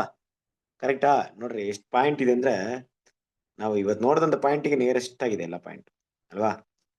ಜನ ಏನ್ ಮಾಡ್ತಾರೆ, ನಿಮ್ಮ ಬೆಳಕು ಜನರ ಮುಂದೆ ಪ್ರಕಾಶಿಸಲಿ, ಹೀಗಾದ್ರೆ ಅವರು ನಿಮ್ಮ ಒಳ್ಳೆ ಕ್ರಿಯೆಯನ್ನು ನೋಡಿ ಪರಲೋಕದಲ್ಲಿರುವಂತದ್ದು ನಿಮ್ಮ ತಂದೆಯ ದೇವನು ಕೊಂಡಾಡುವರು. ಒಂದ್ ರೀತಿಯಲ್ಲಿ ನೋಡ್ಬೇಕಾದ್ರೆ ಸದಸ್ಯರು ಪರಿಸರ ಮಾಡಿದ್ರು, ಜನರ ಮುಂದೆ ಬರೀ ಹೊರನೋಟಕ್ಕೆ ಮಾತ್ರ ಆಕ್ಟಿಂಗ್ ಮಾಡ್ತಾ ಇದ್ರು. ಆದ್ರೆ ಇಲ್ಲಿ ವಾಕ್ಯ ಹೇಳ್ತಾ ಇದ್ರೆ, ನೀವು ಆ ರೀತಿ ಮಾಡ್ಬಿಟ್ರಿ, ನಿಮ್ಮ ಗುಣಗಳು ಒಳ್ಳೆ ಹೃದಯದಿಂದಲೇ ಬರ್ಲಿ, ಆ ರೀತಿ ಒಳ್ಳೆ ಗುಣಗಳನ್ನ ತೋರಿಸಿ, ಅದರಿಂದ ದೇವರ ನಾಮ ಮಹಿಮೆ ಪಡುತ್ತೆ. ಆದ್ರೆ ನೀವು ದೇವರ ನಾಮ ದೂಷಣೆ ಪಡೋದಕ್ಕೆ ಅವಕಾಶ ಕೊಡ್ಬೇಡ್ರಿ, ನಾವು ಹಿಂದೆ ನೋಡಿದಂತ ಪಾಠದ ಪ್ರಕಾರವಾಗಿ. ಅದೇ ರೀತಿಯಾಗಿ ದೇವ್ರ ಮಕ್ಕಳು ನಮ್ಮ ಒಳ್ಳೆಯ ಗುಣಗಳು ಅಲ್ವಾ, ದೇವ್ರನ್ನ ಮಹಿಮೆ ಪಡಿಸುವಂತ ಗುಣಗಳನ್ನ ತೋರ್ಸಕ್ಕೆ ನಾವು ಪ್ರಯತ್ನ ಪಡೋಣ. ಶಾಸ್ತ್ರಿಗಳು ಪರಿಸರು ಮಾಡಿದಂತೆ ಅಲ್ವಾ, ಅವರ ರೀತಿಯಂತೆ ನಾವು ಬದುಕೋದ್ ಬೇಡ, ಅವ್ರ ರೀತಿ ಏನ್ ಮಾಡೋದ್ ಬೇಡ. ನಾವು ಹೃದಯದಿಂದಲೇ ಏನ್ ಮಾಡೋಣ, ದೇವ್ರನ್ನ ಮೆಚ್ಚೋಣ. ನಮ್ಮ ಬೆಳಕು, ನಮ್ಮ ಒಳ್ಳೆ ಗುಣಗಳು ದೇವರಿಗೆ ಮೆಚ್ಚುಗೆ ಆಗೋ ರೀತಿಯಲ್ಲಿ ನೋಡ್ಕೊಳ್ಳಕ್ಕೆ ದೇವ್ರು ನಮ್ಗೆ ಸಹಾಯ ಮಾಡಲಿ. ಇದನ್ನ ಮೆಡಿಟೇಟ್ ಮಾಡಿ, ತುಂಬಾ ಯೂಸ್ಫುಲ್ ಆಗಿದೆ, ಒಳ್ಳೆ ಪಾಯಿಂಟ್ ಇದೆ. ದೇವ್ರ ನಿಮ್ಮೆಲ್ಲರನ್ನು ಕೂಡ ಆಶೀರ್ವದಿಸಲಿ. ಕೊನೆಯದಾಗಿ ಪ್ರಾರ್ಥನೆ ಮಾಡಿ ಒಂದು ಕೂಟವನ್ನ ಅಂತ್ಯ ಮಾಡೋಣ.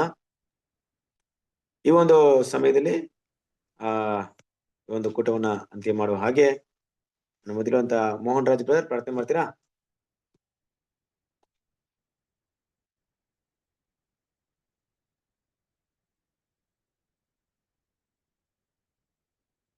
ಮೋಹನ್ ರಾಜ್ ಬ್ರದರ್.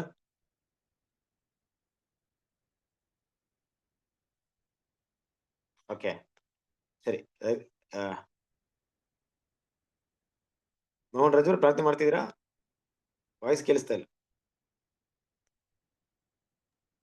ಕೇಳ್ತಾ ಇದ್ದೇವೆ. ಮೋಹನ್ ರಾಜ್ ಬ್ರದರ್ ವಾಯ್ಸ್ ಕೇಳಿಸ್ತಾ ಇಲ್ಲ. ಕೇಳಿಸ್ತಾ ಇದೆಯಾ? ವಾಯ್ಸ್ ಕೇಳಿಸ್ತಾ ಇದೆ. ಮೋಹನ್, ನನ್ನ ವಾಯ್ಸ್ ಕೇಳಿಸ್ತಾ ಇದೆ. Okay, Mohan Raj brother voice ಕೇಳಿಸ್ತಾ ಇದೆಯಾ? ನನಗೇನು ಕೇಳ್ತಾ ಇಲ್ಲ ವಾಯ್ಸ್. ಅದು ಅದೇ ನೆಟ್ವರ್ಕ್ ಏನೋ ಇಶ್ಯೂ ಇದೆ ಅನ್ಸುತ್ತೆ. ಸರಿ, ರವಿ ಬ್ರದರ್ ಪ್ರಾರ್ಥನೆ ಮಾಡಿ. ಸರಿ, ಓಕೆ. ಪ್ರೀತಿ ಸ್ವರೂಪನಾದ ಪರಲೋಕದ ತಂದೆ ಯೆಹೋವ ದೇವರೇ, ನಿಮ್ಮ ಪರಿಶುದ್ಧವಾದ ನಾಮಕ್ಕೆ ನಾವೆಲ್ಲರೂ ಕೂಡ ಕೃತಜ್ಞತೆ ಸ್ತೋತ್ರ ಸಲ್ಲಿಸುತ್ತೇವೆ. ತಂದೆ ದೇವರೇ, ಮತ್ತೊಂದು ವಾರ್ತೆ ನಮ್ಮೆಲ್ಲರನ್ನು ಕೂಡ ನೀನು ನೆನಪು ಮಾಡಿಕೊಂಡು ಅಪ್ಪ ಈ ಸಂಜೆ ವೇಳೆ ಒಂದು ಸ್ವಲ್ಪ ಸಮಯ ನಿನ್ನ ಕೃಪಾಸನದ ಬಳಿ ಬಂದು ನಿಮ್ಮ ವಾಕ್ಯಗಳನ್ನ ಅಪ್ಪ ಬೋಧಿಸುವಂತ ಕೃಪೆಯನ್ನು ಅವರಿಗೂ ಸಹ ಅನುಗ್ರಹಿಸಿ ಕೇಳಿಸಿಕೊಳ್ಳುವಂತ ನಿಮ್ಮ ಮಹಾಕೃಪೆಯನ್ನು ಕೂಡ ದೇವರೇ ನಮ್ಮೆಲ್ಲರಿಗೂ ಕೂಡ ಅನುಗ್ರಹಿಸಿದ್ದೀರಿ. ತಂದೆ ದೇವರೇ, ಈ ದಿನ ಅನೇಕ ವಿಷಯಗಳನ್ನ ದೇವರೇ ನಾವು ಕಲಿತುಕೊಳ್ಳುವಂತೆ ನೀವು ಸಹಾಯ ಮಾಡಿದ್ದೀರಿ. ದೇವರ ಸ್ಥಿತಿಯಲ್ಲಿರುವಂಥ ಅನೇಕ ಸತ್ಯ ಗುಣಾರ್ಥಗಳನ್ನ ದೇವರೇ ಕಲಿತುಕೊಂಡು ಅದನ್ನು ಅನ್ವಯಿಸಿಕೊಂಡು ನಾವು ಜೀವಿತದಲ್ಲಿ ನಾವು ಕೂಡ ಪರಿಪಾಲನೆ ಮಾಡಿ ಭೂಲೋಕದಲ್ಲಿ ನಿಮಗೆ ಮೆಚ್ಚುಗೆ ಮಕ್ಕಳಾಗಿ ನಡೀಲಿಕ್ಕೆ ನಮಗೆ ಸಹಾಯ ಮಾಡಿದ್ದೇವೆ.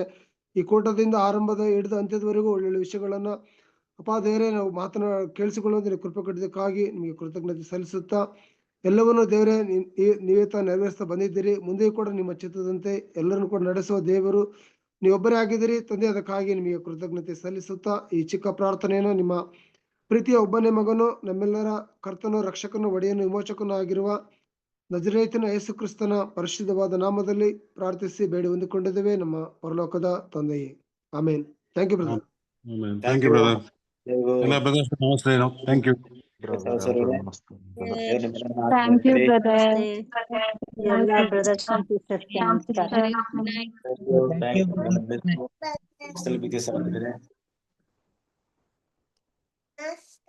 ನಮಸ್ತೆ. ನಮಸ್ತೆ. ನಮಸ್ತೆ ಬ್ರದರ್. ಎಲ್ಲ ಬ್ರದರ್ ಸಿಸ್ಟರ್ ನಮಸ್ತೆ. ನಮಸ್ತೆ ಬ್ರದರ್ಸ್ ಅಂಡ್ ಸಿಸ್ಟರ್.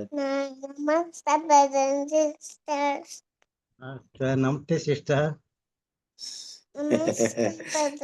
ಗೌರವ master, Anita star, Ravi brother, Shweta star, ನಮಸ್ತೆ ಬ್ರದರ್. ಎಲ್ಲರಿಗೂ ಹಾಯ್ ನಮಸ್ತೆ. Namaste brothers and sisters. Namaste.